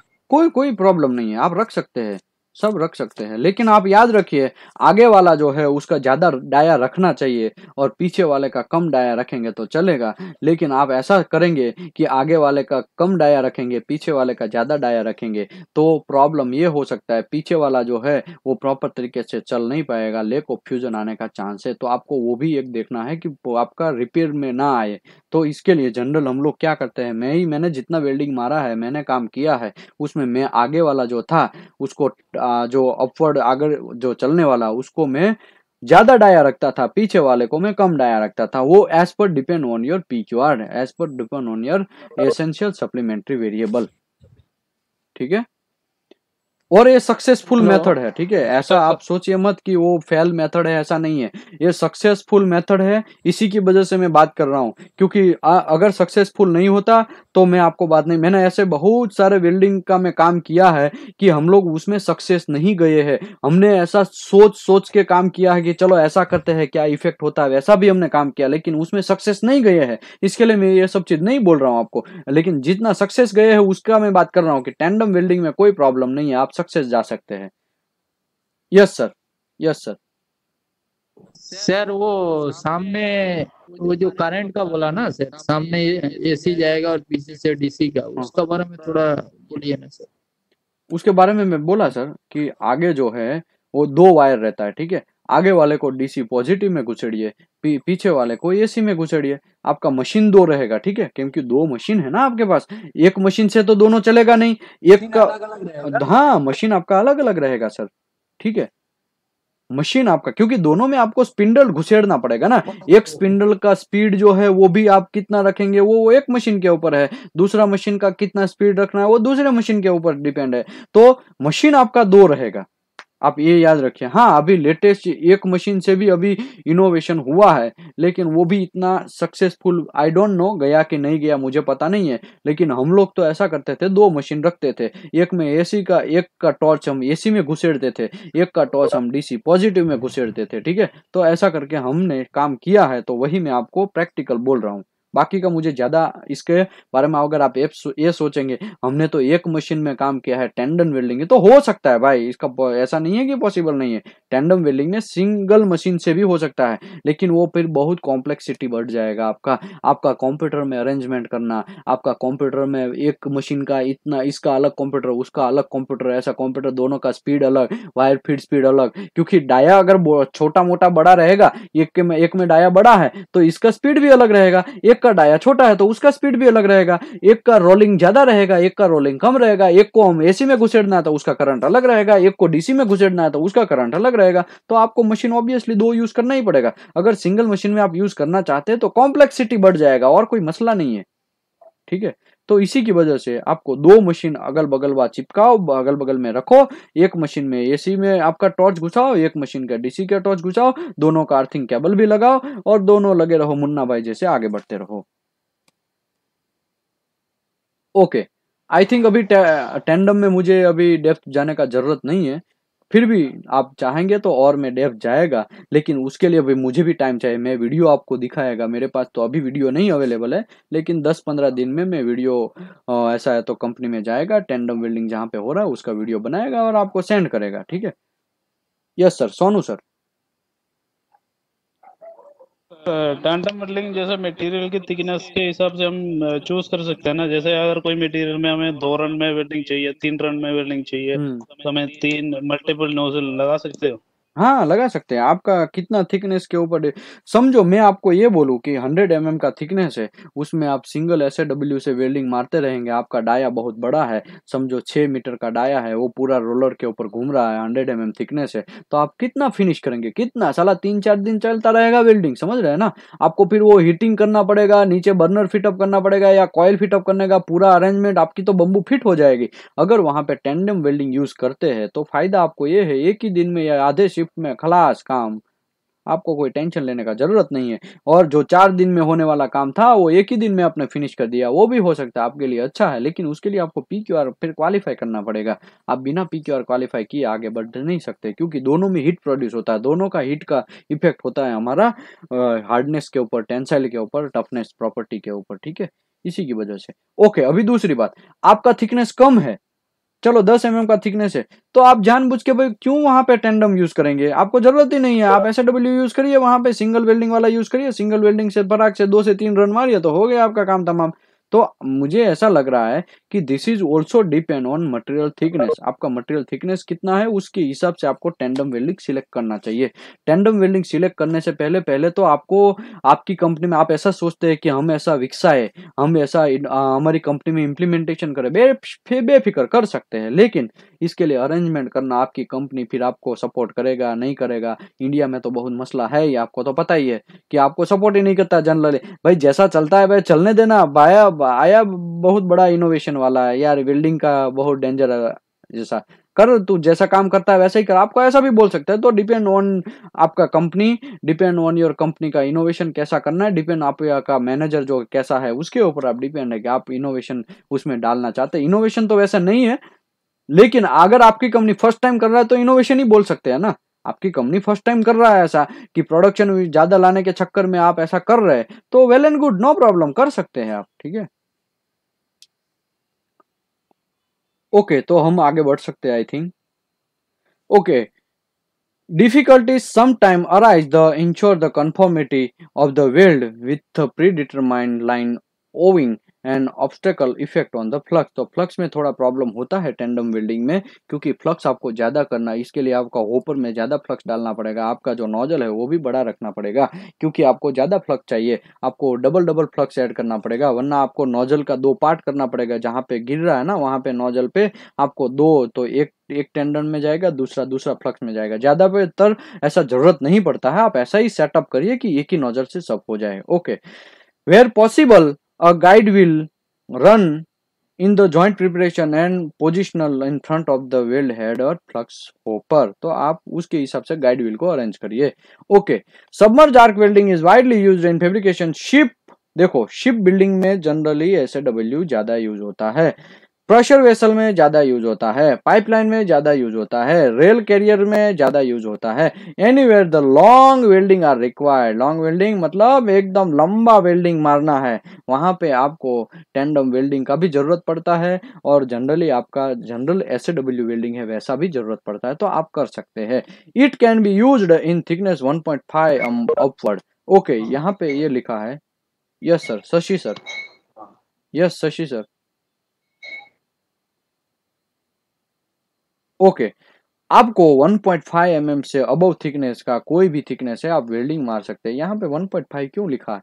क्योंकि यार बक्का पड़ जाएगा पूरा। अगर 1.5 के अंदर भी आप SAW यूज करने लगे तो उसका ऑलरेडी हीट इनपुट ज्यादा है। मैंने पहले भी बोला कि 1000 उसका एम्पियर जनरेट होता है। हम लोग SAW में वेल्डिंग मारते हैं 250 या फिर 200 या 180 ऐसा करके होता है करंट, लेकिन SAW में 1000 एम्पियर प्रोड्यूस होता है। 1000 एम्पियर मतलब बहुत हीट इनपुट, बहुत हीट इनपुट का मतलब यहाँ पे पंचर कर देगा पूरा मैटर को, तो बैंड बजा देगा, पिघाल देगा, ठीक है। इसी की वजह से यहाँ पे 1.5 mm से अबव आप मार सकते हैं, 1.5 के नीचे आप नहीं मार सकते। इसके लिए हम लोग क्या करते हैं, जनरली हम लोग ऐसा करते हैं, SAW का एक वेल्डिंग मशीन लेते हैं, उससे हम रूट मार देते हैं, पहले रूट या हॉट पास पहले मार देते हैं, बाद में हम SAW वेल्डिंग स्टार्ट करते हैं, बाद में उसका बैक चिप करते हैं, फिर बाद में वेल्डिंग मारते हैं। जो लोग प्रेशर वेसल में काम किया उसको ज्यादा आइडिया है। Okay, material joining, material welding is a carbon steel, welding is carbon steel, welding low alloy steel and fine grained and deep resisting and welding stainless steel और निकल alloy बेस alloy में भी काम कर सकते हैं। Cladding में जहाँ पे काम करना है, जहाँ पे वियर रेजिस्टेंट, कोरोजन रेजिस्टेंट हो रहा है, उसमें आपको इंप्रूवमेंट लाना है तो वहां पे भी आप यूज कर सकते हैं। फ्लक्स, टाइप ऑफ फ्लक्स, यहाँ पे हमारे दो टाइप के फ्लक्स है, एक हमारा फ्यूज्ड फ्लक्स, दूसरा हमारा एग्लोमरेटेड फ्लक्स। और अगर फ्यूज्ड फ्लक्स और एग्लोमरेटेड फ्लक्स की बात करें तो उसमें भी आपका acidic, nitric, basic and high basic ऐसा यूज होता है, लेकिन हम लोग अभी हमारा जनरल लाइफ में हम जो यूज कर रहे हैं वो एग्लोमरेटेड फ्लक्स ज्यादा यूज करते हैं। एग्लोमरेटेड फ्लक्स एकदम अच्छा है, शानदार है, 5 स्टार है, आपको उसको 2 बार भी यूज कर सकते हैं। फ्यूज्ड फ्लक्स को भी आप कर सकते हैं, लेकिन फ्यूज्ड फ्लक्स उसका जो बनाने का तरीका है वो थोड़ा डेंजर है, वो थोड़ा टफ है, ठीक है। इसके लिए हम फ्यूज्ड फ्लक्स कम यूज करते हैं, तो हम उसके बारे में थोड़ा बहुत ज्यादा डिस्कस करेंगे। Okay, Flux may define a granular, mineral and compound mixture and various formulation. Various formulation में होता है। Welding characteristic more stable arc. अगर आप एसिड फ्लक्स यूज करेंगे तो आपका स्टेबल आर्क अच्छा मिलेगा। Improved weld appearance, welding appearance आपको ज्यादा अच्छा है तो आप एसिड वाला फ्लक्स यूज करिए। Easier slag रिमूवल भी एसिड और न्यूट्रल फ्लक्स है वो भी अच्छा है। हायर वेल्डिंग स्पीड, आपको वेल्डिंग स्पीड भी मिलेगा ज्यादा। लेकिन अगर वेल्डिंग मैकेनिकल प्रॉपर्टी की बात करें तो हाई बेसिक है उसमें आपको अच्छा प्रॉपर्टी मिलेगा। बेसिक वाला फ्लक्स यूज कर रहे हैं उसमें थोड़ा और अच्छा, मतलब उसमें भी अच्छा मिलेगा, लेकिन एसिड वाला फ्लक्स है उसमें यील्ड स्ट्रेंथ, टेंसाइल स्ट्रेंथ वो सब चीज आपको मिलने का बहुत कम चांस है। ओके, अभी ये फ्यूज्ड फ्लक्स, एग्लोमरेटेड फ्लक्स कैसे काम करता है उसका थोड़ा बहुत बात कर लेते हैं। पहले फ्यूज्ड फ्लक्स वैसे कैसे बनाते हैं। Fused flux are produced when the continuous in dry mixture and melting electric furnace and therefore the granulated in pulverized or molten mixture and into the water and ice block. Subsequently, these particular are crushed and scratched in uniformly glass-like product. मतलब आपको मैं ऐसा बोलूँ, एक metal है, एक metal को आपको एक हमारा जो है काटने का पल्वराइज मशीन है, वो पल्वराइज मशीन में डालिए, फिर वो वहां पे क्रश होगा, छोटे छोटे वो उसके पाउडर हो जाएगा। वैसे पाउडर में आपको जो रिक्वायरमेंट प्रॉपर्टी है वो उसमें डालिए। अगर नहीं डालना है तो कोई प्रॉब्लम नहीं, लेकिन वो जो पाउडर क्रश होगा वो इतना हार्ड होगा कि अगर आप हाथ में उसको थोड़ा भी लेंगे तो आपको ब्लड निकलने का चांस है। इतना शार्प होगा, उतना आपको लगने का चांस है। लाइक ग्लास कैसे, हम ग्लास अगर टूट गया है फिर उसका जो पूरा छोटा छोटा पार्ट है उसको इकट्ठा करके हाथ में लेंगे तो हम किधर ना किधर खुच जाएगा और हमको ब्लड निकलने का चांस है। वैसा ही ये फ्यूज्ड फ्लक्स है, ठीक है। तो आपको यूज करने में भी कांड हो सकता है, प्रॉब्लम हो सकता है। तो इलेक्ट्रिक फर्नेस के अंदर हम उसको क्रश करेंगे। और इलेक्ट्रिक फर्नेस हमारा जो घर का घरघंटी है वैसा नहीं, ठीक है, वो डेंजर आता है, वो एकदम उसमें मेटल जो डालेंगे मेटल को भी वो पाउडर फॉर्म बना देगा, वैसा रहता है, उसको यूज करना है। अगर हमने घरघंटी जैसा यूज किया तो घंटा भी नहीं होगा, वो पूरा बंद हो जाएगा, ठीक है। तो आप इतना याद रखिए, इलेक्ट्रिक फर्नेस है उसके अंदर वो जिसका भी आपको फ्लक्स बनाना है वो मेटल को उसके अंदर घुसेड़िए, वो मेटल का पाउडर फॉर्म बन जाएगा, छोटे छोटे पार्ट बन जाएंगे, लेकिन वो जो पार्ट है वो ग्लास फॉर्म में रहेंगे। ओके, मतलब एक ग्लास फॉर्म मतलब ग्लास जैसा दिखता है ना, वैसे ही जो पार्ट छोटा छोटा टूट गया है एकदम धारदार, एकदम शार्प रहेगा। लेकिन एग्लोमरेटेड फ्लक्स जो लोग देखा है एकदम राउंड में, अगर हाथ में भी लेंगे तो हमको एकदम स्मूथ लगेगा, हाथ में भी कोई प्रॉब्लम नहीं रहेगा। थोड़ा गर्म है तो उस टाइम पे नहीं लेने का, ठंडा हो गया उस टाइम पे लो तो आपको अच्छा लगेगा वैसा। ओके, अभी फ्यूज्ड फ्लक्स में कांड क्या होता है, गुड केमिकल होमोजिनिटी, उसमें केमिकल कंपोजिशन भी ऊपर से बाद में ऐड कर सकते हैं तो वो भी अच्छा बात है। लेस हाइग्रोस्कोपिक, आपको लेस हाइग्रोस्कोपिक है, thus handling and storage is easy. Handling and storage easy का मतलब क्या हुआ, मतलब आप किसी में भी भरेंगे वो अच्छे से फिटअप हो जाएगा। अगर बाल्टी में लेंगे तो बाल्टी में अच्छे से फिटअप हो जाएगा और वो अच्छे से हम उसको हैंडल एंड स्टोरेज कर सकते हैं। Okay, allow the fine powder to be removed without change in decomposition. There can easily recycle and system without significant change and particular size of composition. आप उसमें रिसाइकल भी कर सकते हैं, उसमें एक बार यूज हो गया फिर उसको रिसाइकल करके वापस भी यूज कर सकते हैं। उसका डिसएडवांटेज कांड क्या होता है, क्यों हम उसको यूज नहीं करते हैं जनरली, क्योंकि limitation of composition in same component, उसका थोड़ा कंपोनेंट ज्यादा डालना है तो हम डाल नहीं सकते, वो जो जितना कंपोनेंट था उतना ही कंपोनेंट रहेगा। Such a basic carbides and would be enable to instant the melting process, वो कार्बाइड जो है वो मेल्टिंग प्रोसेस में कांड कर सकता है। वो जो कार्बाइड है वो क्रोमियम कार्बाइड, कैल्शियम कार्बाइड, मतलब जो भी है, मैंगनीज कार्बाइड जो भी है, वो कार्बन जो है उसका कांड कर सकता है, हमारे मेटल के साथ रिएक्शन कर सकता है।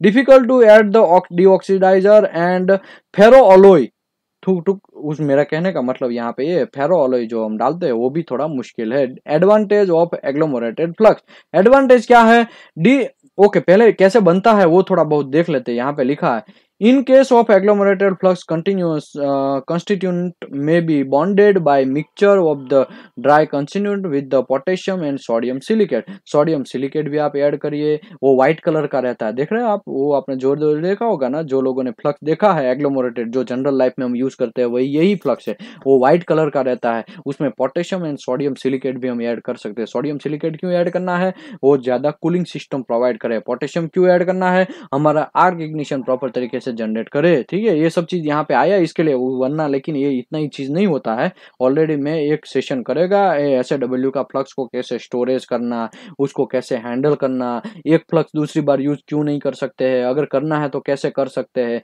उसका मिक्सचर का रेशियो कैसे होता है, वो सब चीज हम कभी करेंगे। लेकिन यहाँ पे जितना लिखा है उतने में हम आगे बढ़ते हैं एग्जाम पर्पज के view. This wet mixture is then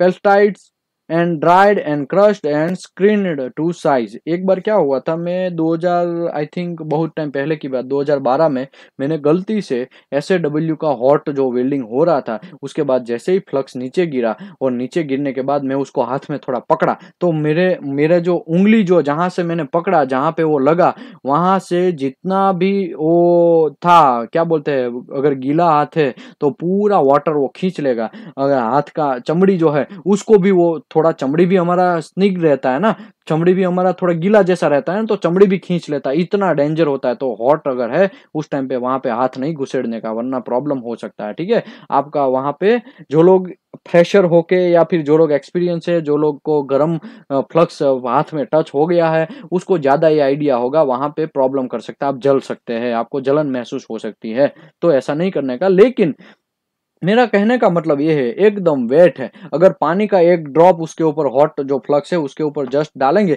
तो आपको विथ इन सेकंड में, सेकंड का भी बहुत डेंजर पार्ट में, वो आपको पता ही नहीं चलेगा वहां पे आपने ड्रॉप डाला है कि नहीं, ड्रॉप को शोष लेगा, एकदम अच्छी तरीके से खींच लेगा वो, तो वैसा होता है, ठीक है। एडवांटेज क्या है, deoxidizer and alloy element can easily be added to the flux and adjust on the metal composition, उसमें सब चीज ऐड कर सकते हैं।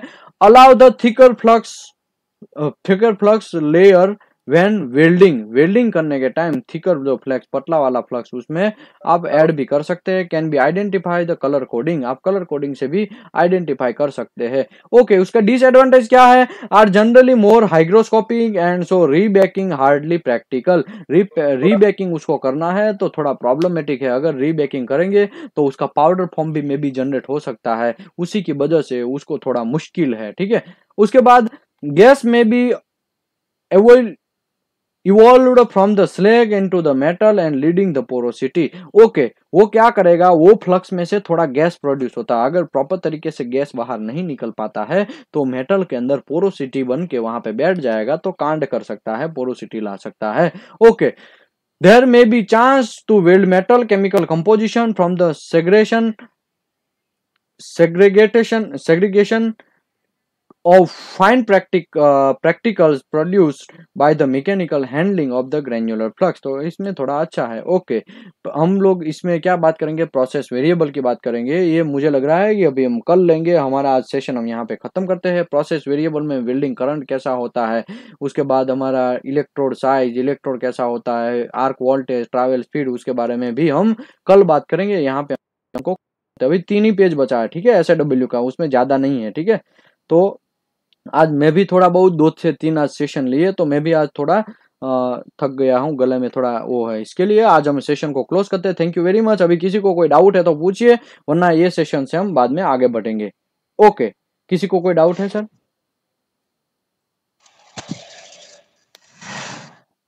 Yes sir. सर ये SAW प्रोसेस है, सेमी ऑटो में आएगा, मैकेनाइज्ड में आएगा या ऑटो में आएगा? वो सेमी में भी आएगा, आपका ऑटो में भी आ सकता है, ठीक है। सॉरी, हाँ, सेमी में भी आएगा, मशीनरी में आएगा, मैकेनिक, तीनों में आ सकता है, ठीक है।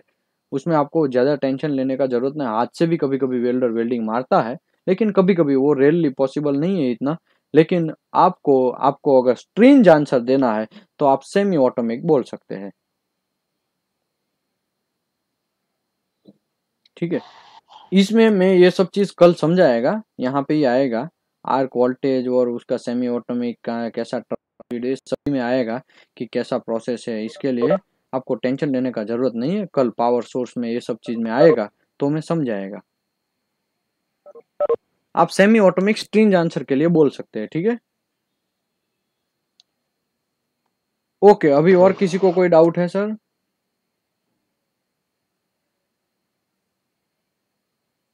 Yes sir.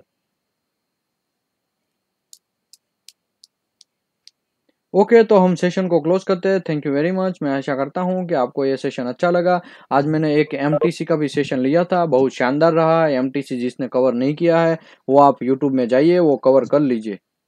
MTC कैसे रिव्यू करते हैं, TC कैसे रिव्यू करते हैं, मिल टेस्ट सर्टिफिकेट कैसे रिव्यू करते हैं, मटेरियल टेस्ट सर्टिफिकेट कैसे रिव्यू करते हैं, उसके बारे में आज मैं सेशन लिया था, ठीक है। तो जो लोग नहीं किए हैं वो थोड़ा कवर कर लीजिए। सर थोड़ा लिंक भेज दोगे उसका?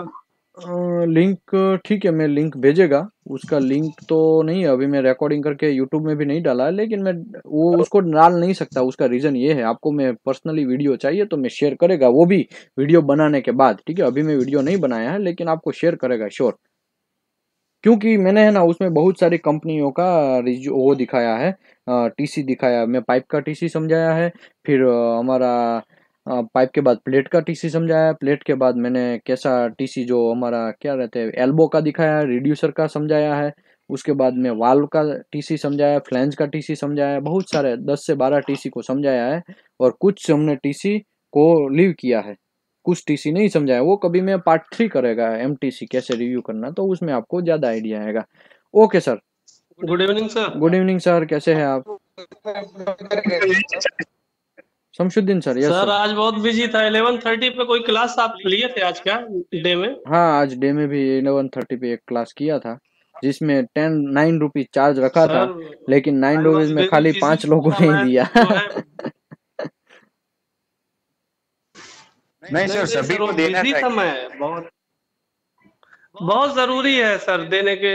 क्या है कि वो कोई ऐसा फीस थोड़ी ना है, अपने मतलब वो अपने चॉइस से जो भी दे सके लोगों को देना चाहिए। हाँ, थोड़ा क्या है ना, कॉन्फिडेंट बढ़ता है आपका। ट्रायल बेस स्टार्ट किया था कि कैसा है कैसा नहीं है, ऐसा करके।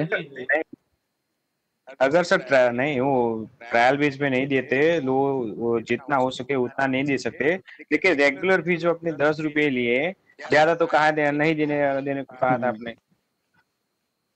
ठीक है, चलो भाई, अभी मैं ऐसा कर रहा हूँ, 10 तारीख को जॉब स्टार्ट कर रहा हूँ मेरा, तो 10 तारीख के बाद हम क्लास भी आई थिंक जो है हम लोग थोड़ा लेट करेंगे क्लास। ऐसा है तो एक दिन के बाद करेंगे, क्योंकि मैं भी जॉब पे अभी जा रहा हूँ। क्योंकि यहाँ पे क्या होता है, मैं 5 to 6 मंथ से कंटिन्यूस सेशन कर रहा हूँ, और भले ही रिस्पॉन्स अच्छा मिल रहा है, लेकिन अभी मेरा जो जेब है वो थोड़ा कम हो गया है। तो अभी प्रोसेस वेरिएबल SAW में कल हमने डिस्कस किया कि भाई हमारा टेंडम वेल्डिंग कैसा होता है। मैं ऑलरेडी CSIP 3.1 करके कोई एक हमारा ग्रुप है, जहाँ पे हम रेगुलर सेशन करते हैं। 21 पीपल जो डेली ज्वाइन वहाँ से होते हैं, जो लोगों को एग्जाम रियल में देना है वो लोग ज्वाइन हुए हैं। वहाँ पे मैं ऑलरेडी टेंडम वेल्डिंग कैसा है कल भी समझाया था, कल फोटो के साथ समझाया था, लेकिन आज मैं वीडियो भी भेज के समझाया कि देखो ऐसा टेंडम वेल्डिंग होता है। तो SAW वेल्डिंग जहाँ पे कहाँ पे यूज होता है, जहाँ पे हमको ज्यादा प्रोडक्टिविटी चाहिए, ज्यादा हमें वेल्डिंग चाहिए, ज्यादा डिपोजिशन चाहिए, वहां पे काम होता है। उसका प्रोसेस वेरिएबल का क्या क्या हम डिस्कस करेंगे, जो कल हमने छोड़ा था। There are several variable which when when changed can have a effect on weld appearance and mechanical properties। तो उसमें क्या होता है, कौन कौन सा डिस्कस करना है हमें आज? Welding current. Welding current is the most important part. अगर मैं आपको ये बोलूं, चलो पहले ये प्रोसेस वेरिएबल थोड़ा पढ़ लेता हूं, बाद में आपको सब चीज लाइन बाय लाइन समझाता हूं।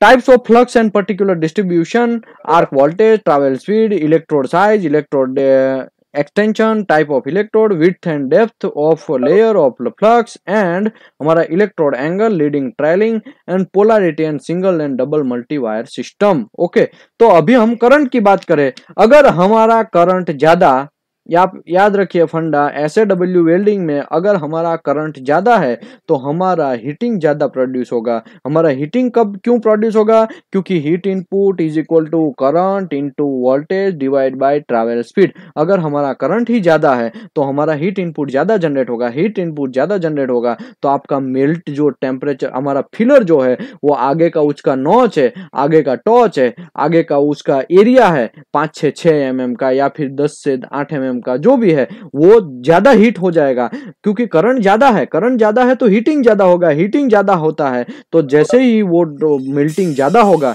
तो पीछे से हमारा वोल्टेज जो है उसको फोर्स मारेगा। वोल्टेज का काम क्या है? वोल्टेज का काम ऐसा है कि पीछे से धक्का लगाना। किसी चीज को अगर मेल्ट हो चुका है तो उसको धक्का लगाना। वो धक्का लगाएगा, धक्का लगाने के बाद वो जो ड्रॉप है वो नीचे बेस मेटल के ऊपर घुसेगा। बेस मेटल के ऊपर जैसे ही गिरेगा तो वो पहले से ही उसके पास सुफिशिएंट टेम्परेचर है, क्योंकि करंट पहले से ही ज्यादा था। करंट ज्यादा था तो हीट इनपुट ज्यादा था, हीट इनपुट ज्यादा था तो मेल्टिंग भी ज्यादा हुआ।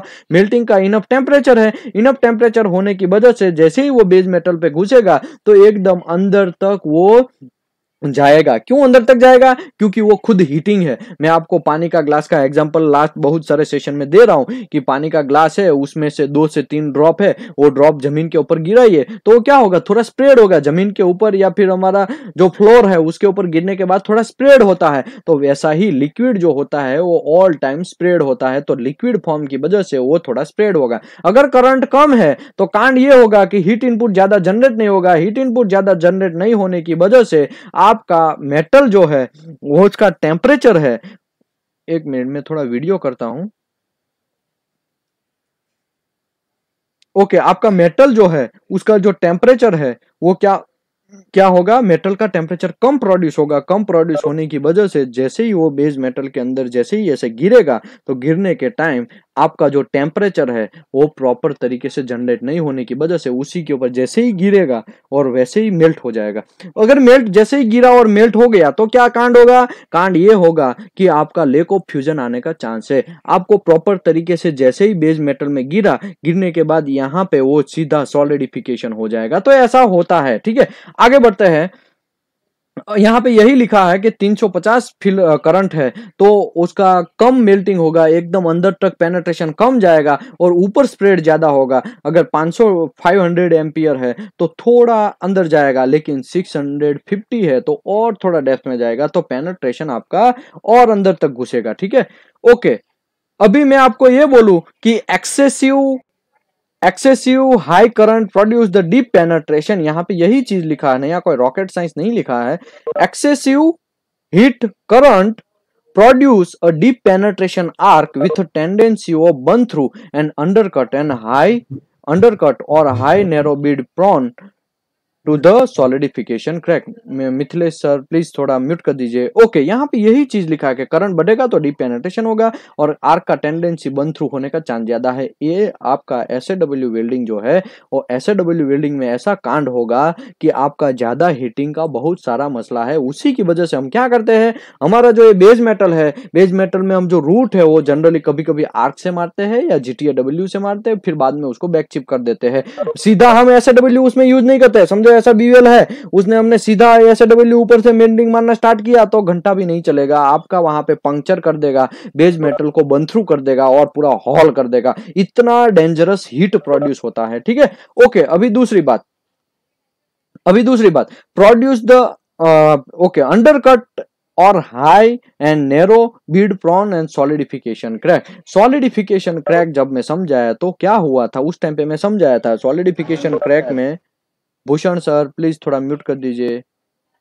सर सब लोगों को मैं रिक्वेस्ट कर रहा हूँ, प्लीज आप म्यूट कर दीजिए। म्यूट करेंगे तभी हम प्रॉपर तरीके से आगे बढ़ पाएंगे, वरना क्या है आप लोगों को भी लॉस, मुझे भी लॉस। ठीक है, मुझे कोई फर्क नहीं पड़ने वाला है, फर्क आपको पड़ेगा। आप लोगों ने TWI को फीस पे किया है, आपका TWI का फीस आप देखेंगे तो बहुत कॉस्ट है यार। आप थोड़ा सीरियसनेस समझिए। 1.48 मतलब 1,50,000 रुपीज है आपका। 148 क्वेश्चन पूछे जाते हैं, 1 क्वेश्चन आपका 1000 का है। फर्क आपको पड़ता है, मैं तो फ्री में क्लास करवाएगा, मुझे कोई फर्क नहीं पड़ता है। सर प्लीज म्यूट कर दीजिए आप, ताकि सब लोगों को फायदा हो। ओके, अभी अंडर कट आएगा। अंडर कट क्यों आएगा? क्योंकि जैसे ही हमारा बेस मेटल में वो जो फिलर है यहाँ से मेल्ट होके बेस मेटल के ऊपर गिरा, ये जो बेस मेटल के ऊपर जैसे ही गिरता है तो वो मेल्टिंग जो है उसका टेम्परेचर है वो अगल बगल के बेस मेटल में भी वो थोड़ा स्प्रेड करेगा। फिलर का मेल्टिंग अगल बगल के बेस मेटल को भी स्प्रेड करेगा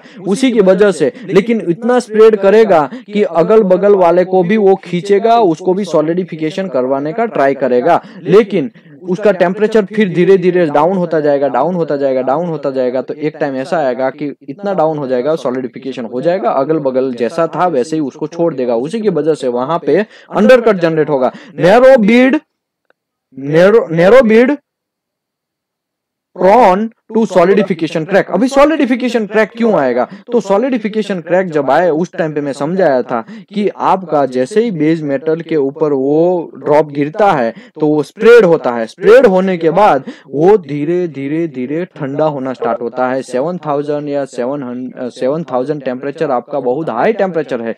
हाई टेम्परेचर के बाद धीरे धीरे नीचे आएगा, टेम्परेचर नीचे आता जाएगा, नीचे आता जाएगा। तो एक टाइम ऐसा आएगा कि एटमॉस्फेरिक टेम्परेचर आएगा। तो वो टाइम पे क्या होगा, आपका जो FCC BCC स्ट्रक्चर है आपको सब लोगों को पता ही है। मटेरियल साइंस मेटलर्जी में क्या होगा, जैसे ही ठंडा होता जाएगा बॉन्डिंग स्ट्रक्चर बनता जाएगा, बॉन्डिंग स्ट्रक्चर धीरे धीरे बनता जाएगा और एक दूसरे के साथ प्रॉपर बॉन्ड होने की वजह से आपका वेल्डेबिलिटी ऑफ स्टील, वेल्डेबिलिटी आपका प्रॉपर आएगा। लेकिन यहाँ पे कांड ये होगा, आपका प्रॉब्लम ये होगा, सॉलिडिफिकेशन हो जाता है तो क्या होगा, बेस मेटल जो है ऐसा बीवेल ऐसा है ना, आपका ऐसा बीवेल है। तो जैसे ही वेल्डिंग का यहाँ पे गिरा, वेल्डिंग का ऊपर से ड्रॉप गिरा, मेल्टिंग ड्रॉप गिरा, तो क्या होगा, यहाँ पे ऐसे आपका बीवेल है तो ये जो बेस मेटल है बगल वाले, दोनों साइड का बगल वाले का बेस मेटल है उसका टेम्परेचर लो है। उसका टेम्परेचर लो होने की वजह से सॉलिडिफिकेशन कहाँ से स्टार्ट होगा, वैसे ये बीवेल से ऐसे ऐसे धीरे धीरे धीरे धीरे अंदर जाता जाएगा।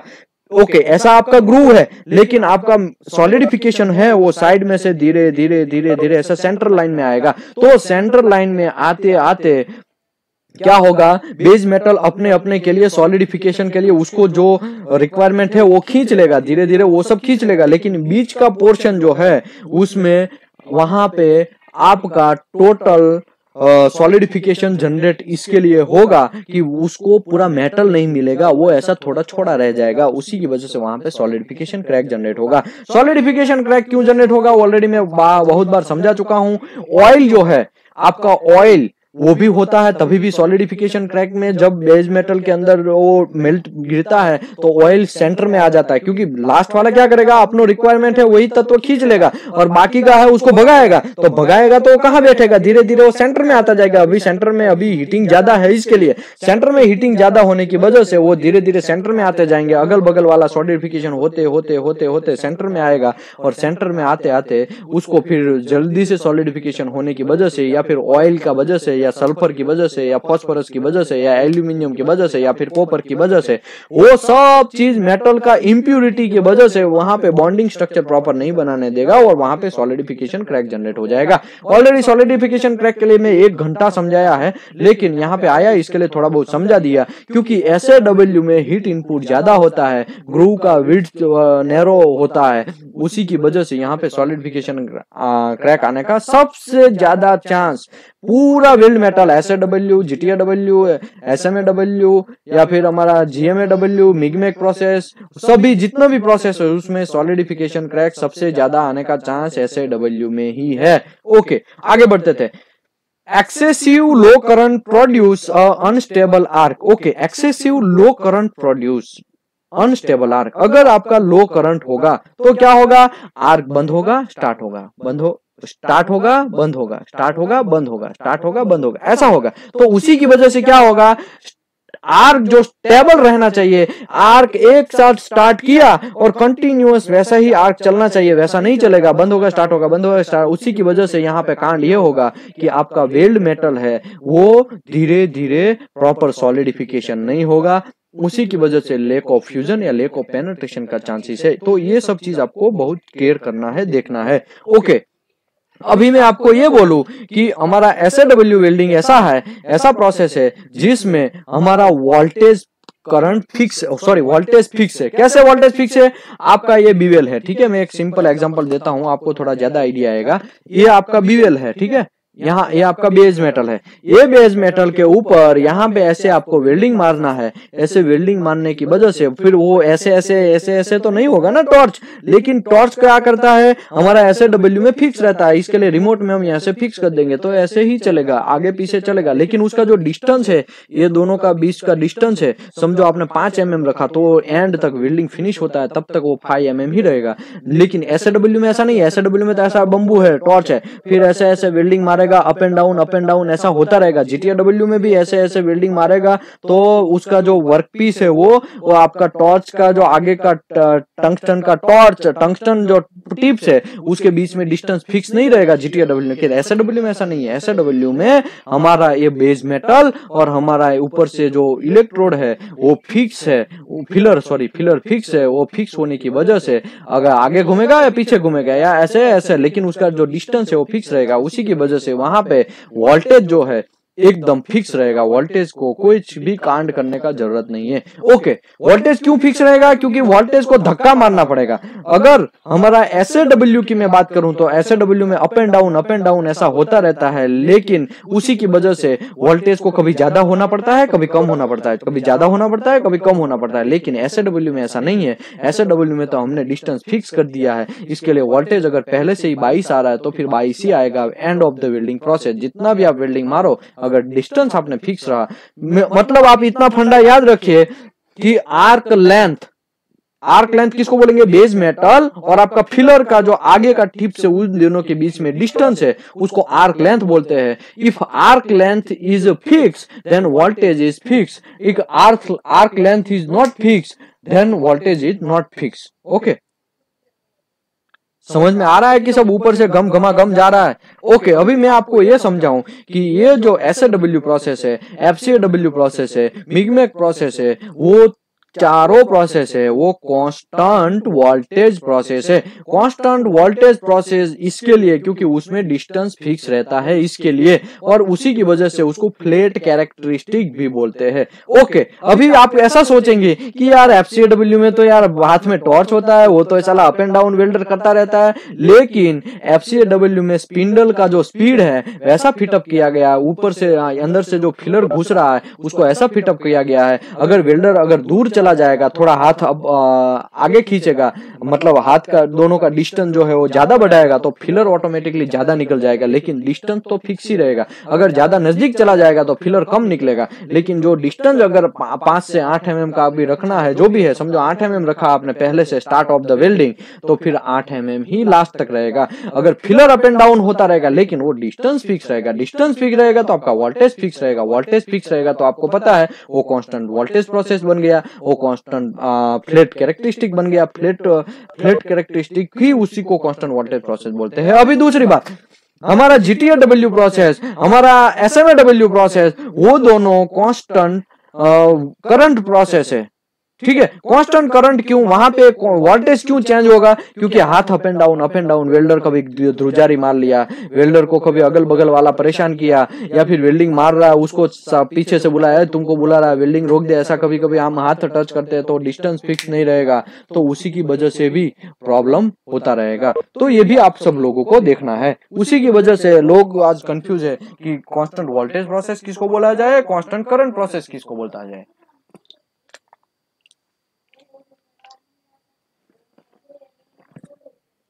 ओके, तो आई थिंक सर आपको ये समझ में आ गया होगा। सर इसके बारे में और कोई डेप्थ में आपको जाना है संकेत पटेल सर?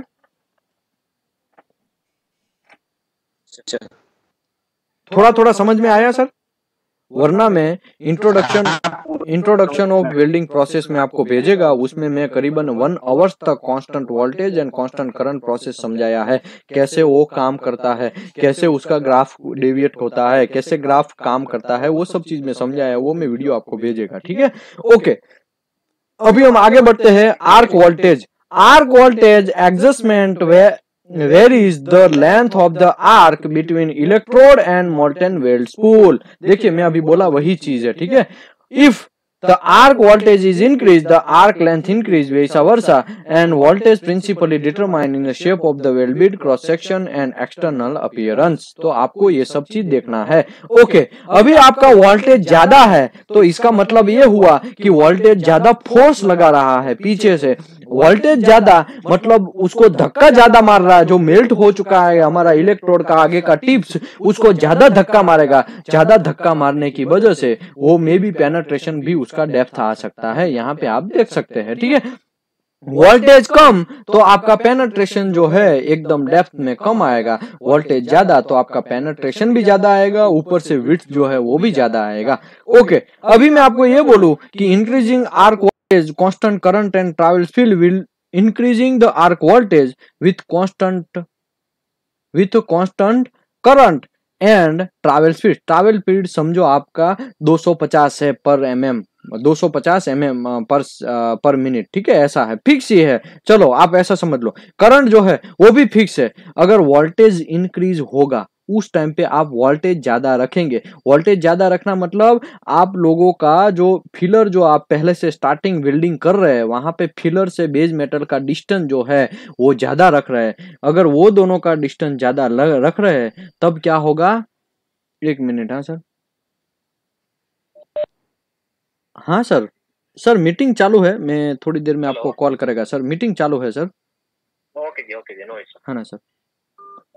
ओके, अभी मैं आपको ये बोलूं कि वोल्टेज अगर आपका ज्यादा है इसका मतलब आपने डिस्टेंस ज्यादा रखा, डिस्टेंस ज्यादा रखा तो क्या कांड होगा वो नीचे लिखा है। Produce the flatter and wider bead. तो आपका अगर वोल्टेज ज्यादा है तो फ्लेटर मतलब यहाँ पे लास्ट में 45 वोल्टेज है, देखो फ्लेट बड़ा है, लंबा वाला, लंबा छोड़ा है, ठीक है, एंड वाइडर भी है, ठीक है, तो वैसा होगा। Increase the flux consumption. अगर फ्लक्स कंजप्शन जो है, फ्लक्स कंजप्शन मतलब आपका वोल्टेज ज्यादा है तो वोल्टेज ज्यादा है तो हीट इनपुट ज्यादा है, हीट इनपुट ज्यादा है तो आपका फ्लक्स जो है वो ज्यादा जलेगा, फ्लक्स है वो ज्यादा मेल्ट होगा। फ्लक्स ज्यादा मेल्ट होगा तो आपको वो जो ऊपर से होपर से आप घुसा रहे फ्लक्स को, उसको बार बार खत्म हो जाएगा, फिर वापस आपको घुसेड़ना पड़ेगा, वापस डालना पड़ेगा, वापस डालना। ऐसा मतलब मेरा कहने का मतलब ये है कि हीटिंग बढ़ेगा तो फ्लक्स ज्यादा जलेगा, सभी लोग जलेंगे भाई।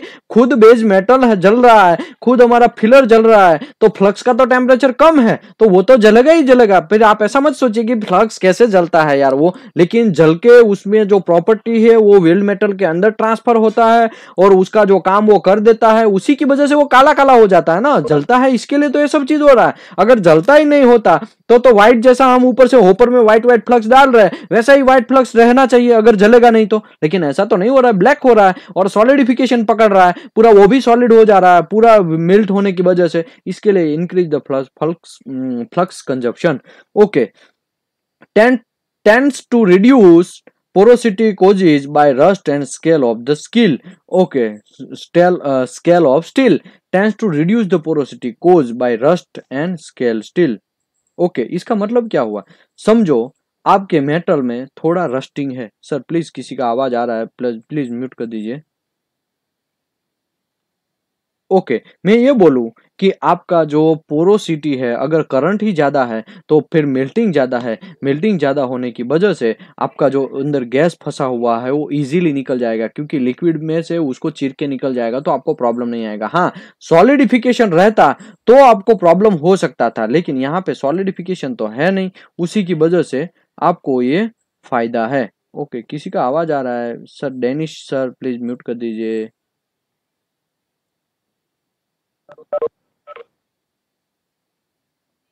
ओके, मैंने म्यूट कर दिया है, आप म्यूट ही रखिए सर, मैं म्यूट कर दिया है, लेकिन पता नहीं आपका वापस अनम्यूट हो जा रहा है।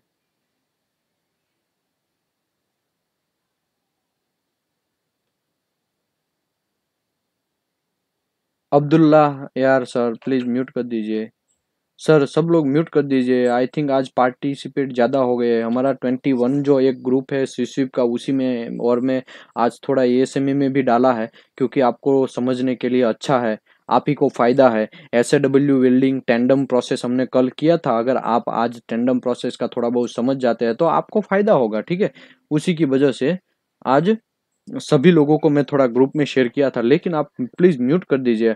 मैं तभी शेयर करेगा लोगों को तो जब आप म्यूट करेंगे। अगर आप म्यूट नहीं करेंगे तो सर मेरे लिए भी प्रॉब्लम, आपके लिए भी प्रॉब्लम। Sir please.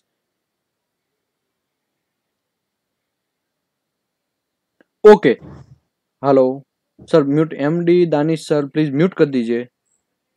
ओके, मैं अभी आपको ये बोलूं कि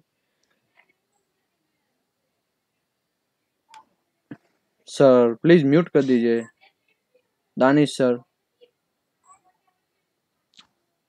म्यूट नहीं हो रहा है सर, एक मिनट में ट्राई करता हूं।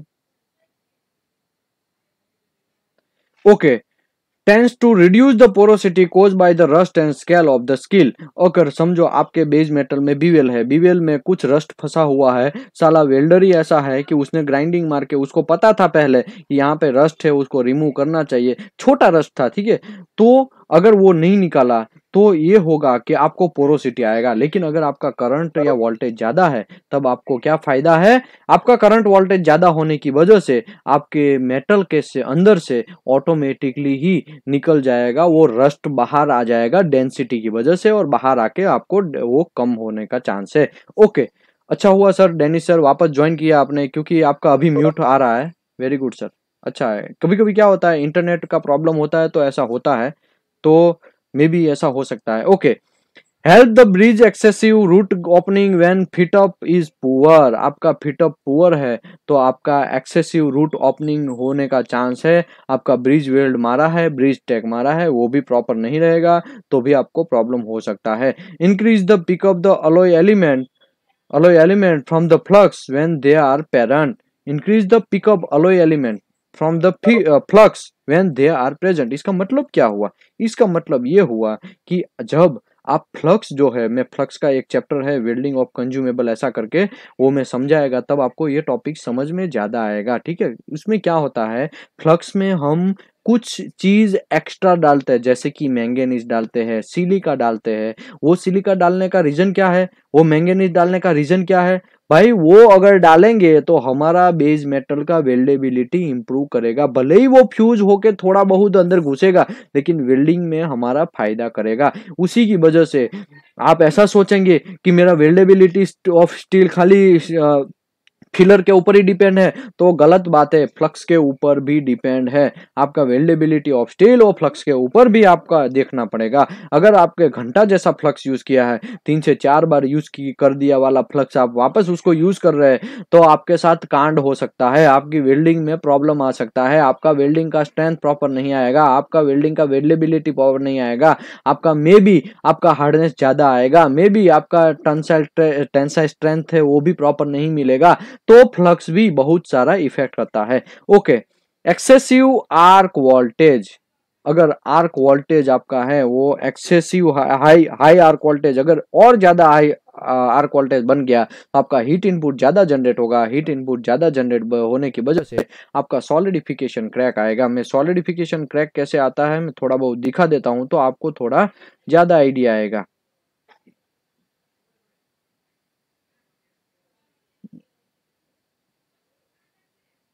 ठीक है, सॉलिडिफिकेशन क्रैक विड्थ आपका अगर बड़ा है और आपका डेप्थ भी ज्यादा है, तब भी आपका सॉलिडिफिकेशन क्रैक आने का चांस है। तो सॉलिडिफिकेशन क्रैक आने का खाली एक रीजन नहीं है। मैंने ऑलरेडी ये आगे का सेशन आई थिंक में 17 तारीख या 18 तारीख हमारा डेली सेशन होता है, उसमें मैं समझाया था कि सॉलिडिफिकेशन क्रैक कब आएगा, कैसे आएगा। ओके, ये सॉलिडिफिकेशन क्रैक आया है, उसका कांड हो गया। तो लास्ट वाला जो हमारा बीवेल है, लास्ट वाला बेस मेटल है, वहां से सॉलिडिफिकेशन होते होते होते होते होते एकदम सेंटर में, लास्ट में दोनों साइड से सेंटर में पहुंचता है। लेकिन सेंटर में पहुंचते पहुंचते कुछ इम्प्यूरिटी है वो भी यहाँ पे से धक्का मारता है। बेस मेटल जहाँ पे सॉलिडिफिकेशन होता है वहां पे कुछ इम्प्यूरिटी नहीं चाहिए, उसको आगे की तरफ फॉरवर्ड करता है। फिर अगर समझो यहाँ पे सल्फर है, यहाँ पे सॉलिडिफिकेशन हो रहा है तो यहाँ पे घुसड़ेगा। मैं थोड़ा आपको एनोटेट करके दिखाता हूँ तो आपको ज्यादा समझ में आएगा। समझो सॉलिडिफिकेशन सबसे ज्यादा पहले स्टार्ट कहां से होगा, तो ये जो है यहां से स्टार्ट होगा आपका सॉलिडिफिकेशन, ठीक है। फिर यहां होगा, फिर धीरे धीरे ऐसे होगा। समझो यहाँ पे सल्फर है तो यहाँ से फिर यहाँ आएगा, यहाँ आएगा, यहाँ आएगा। जैसे ही सॉलिडिफिकेशन आगे बढ़ता जाएगा वैसे इस साइड से भी ऐसा आएगा, ठीक है। इस साइड से भी आपका समझो सल्फर पहले यहाँ था, फिर यहाँ आएगा, यहाँ आएगा, यहाँ आएगा, यहाँ आएगा, या यहाँ आएगा, ऐसा करके जितना भी सॉलिडिफिकेशन, जितना भी इम्प्यूरिटी हो एकदम सेंटर में इकट्ठा होगी। और सेंटर में इकट्ठा होने के बाद वहां पे एक दूसरे के साथ बॉन्ड बनाने नहीं देगी और वहां पे सॉलिडिफिकेशन क्रैक आएगा। तो यहाँ पे नया कोई रॉकेट साइंस नहीं है, एकदम इजी है, ठीक है। ओके, अभी हम सॉलिडिफिकेशन के बाद हम आगे बढ़ते हैं। यहाँ पे हमारा make the slag removal difficult in groove weld. आपका स्लैग रिमूविंग करना थोड़ा डिफिकल्ट है, आपको अच्छा सा इंस्ट्रूमेंट यूज करना पड़ेगा। ग्राइंडिंग मार के भी में भी आप निकाल सकते हैं या फिर आप सीजल से भी निकाल सकते हैं। लेकिन अगर कॉर्नर है वहां पे आपका स्लैग फंस गया तब आपकी बैंड बच जाएगी, आपको ग्राइंडिंग मार के बराबर निकालना पड़ेगा। तो ये इसका एक प्रॉब्लम है। Produce the concave shape fillet weld and may be subjected to cracking. अगर फिलेट वेल्ड में आप SAW यूज कर रहे हैं तो कनकेव शेप का मतलब 3 टाइप के मैंने ऑलरेडी समझाया था हमारे बहुत पहले के सेशन में। 3 टाइप के फिलेट है, मैं तीनों टाइप के फिलेट यहाँ पे थोड़ा ड्रॉ कर देता हूँ तो आपको थोड़ा आइडिया आएगा, ठीक है। एक फिलेट होता है ऐसा मेट्री फिलेट, यहाँ से ऐसा सीधा एकदम शानदार। एक फिलेट होता है कन्वेक्स, मतलब ऐसा, ठीक है। एक फिलेट होता है हमारा घंटे जैसा, ऐसा राउंड में घुमा हुआ, ठीक है। ऐसा फिलेट मारेगा, मतलब यहां से ऐसा वेल्डिंग, ठीक है।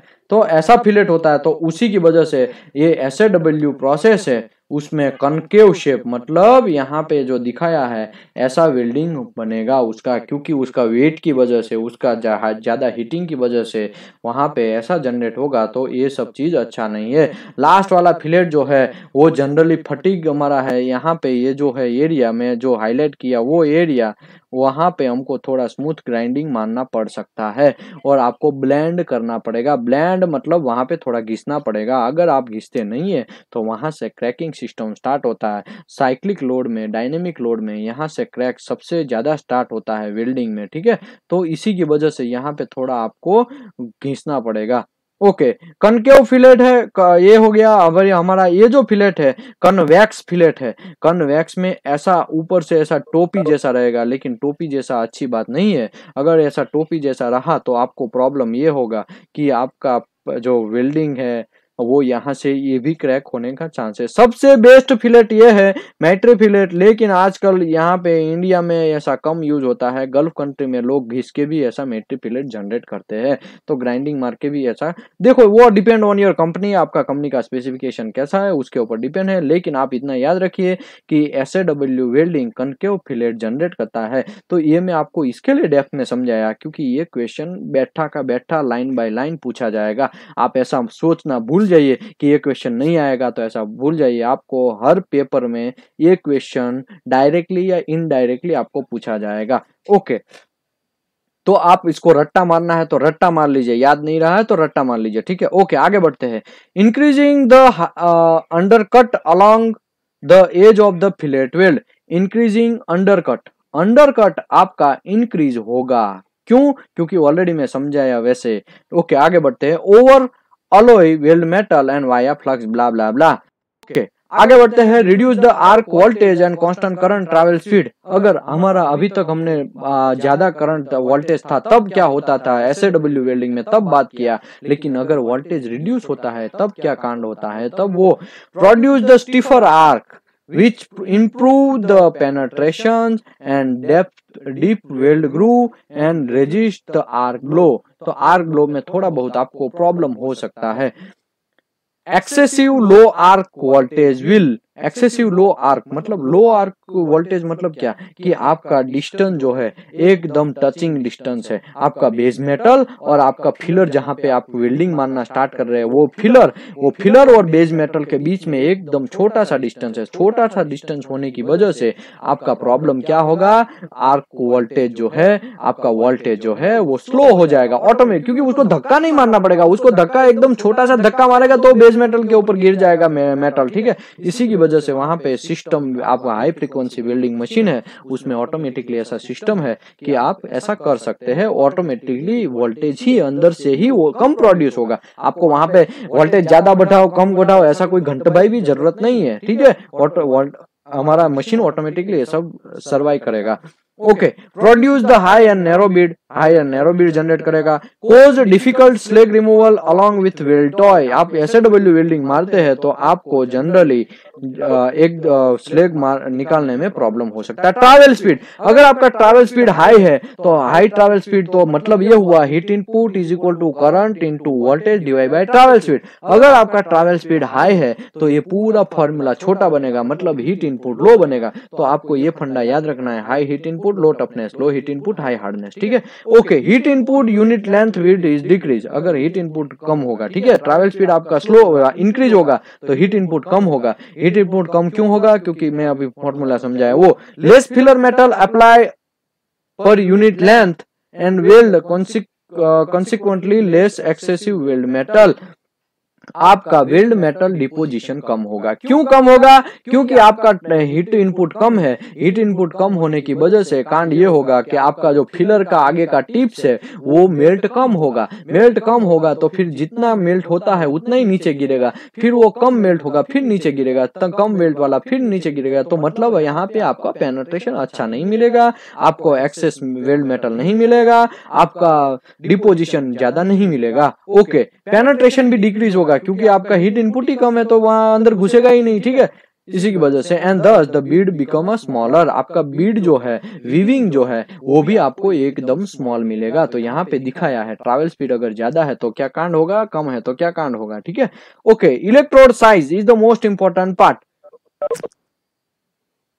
अभी इलेक्ट्रोड साइज आपका अगर बड़ा है तो आपको ज्यादा अच्छा यहाँ पे दिखा रहा है 3.2 या 4 या 5। अगर इलेक्ट्रोड साइज बड़ा है तो बड़ा है तो कम मेल्ट होगा, क्योंकि ज्यादा मोटा थिकनेस वाला है ना, मोटा थिकनेस को आपको जलाने के लिए ज्यादा एनर्जी प्रोड्यूस करना पड़ेगा। इसी की वजह से अगर आपका 5 डाया का इलेक्ट्रोड है तो वो कम जलेगा, कम जलने की वजह से कम अंदर घुसेगा, बेस मेटल में कम घुसेगा तो पेनिट्रेशन भी कम आएगा क्योंकि उसका हीट इनपुट भी कम है। अगर छोटा इलेक्ट्रोड है तो छोटा फिलर है तो छोटा फिलर ज्यादा जलेगा और बेस मेटल के अंदर तक घुसेगा। Okay, electrode extension I think मुझे समझाने का जरूरत नहीं है। एक्सटेंशन अगर ज्यादा है तो आपका पेनिट्रेशन ज्यादा, एक्सटेंशन कम है तो पेनिट्रेशन कम, ठीक है। ओके, टाइप्स ऑफ इलेक्ट्रोड उसके बारे में भी मुझे समझाने का ज्यादा जरूरत नहीं है, ये सब चीज ऑलरेडी में समझाया ही है। तो आज हम वापस पावर सोर्स यहाँ पे DC positive, DC negative and AC तीनों में यूज कर सकते हैं, लेकिन जनरली हम लोग आगे का अगर टैंडम वेल्डिंग यूज करते हैं तो आगे का डीसी पॉजिटिव में घुसाते हैं,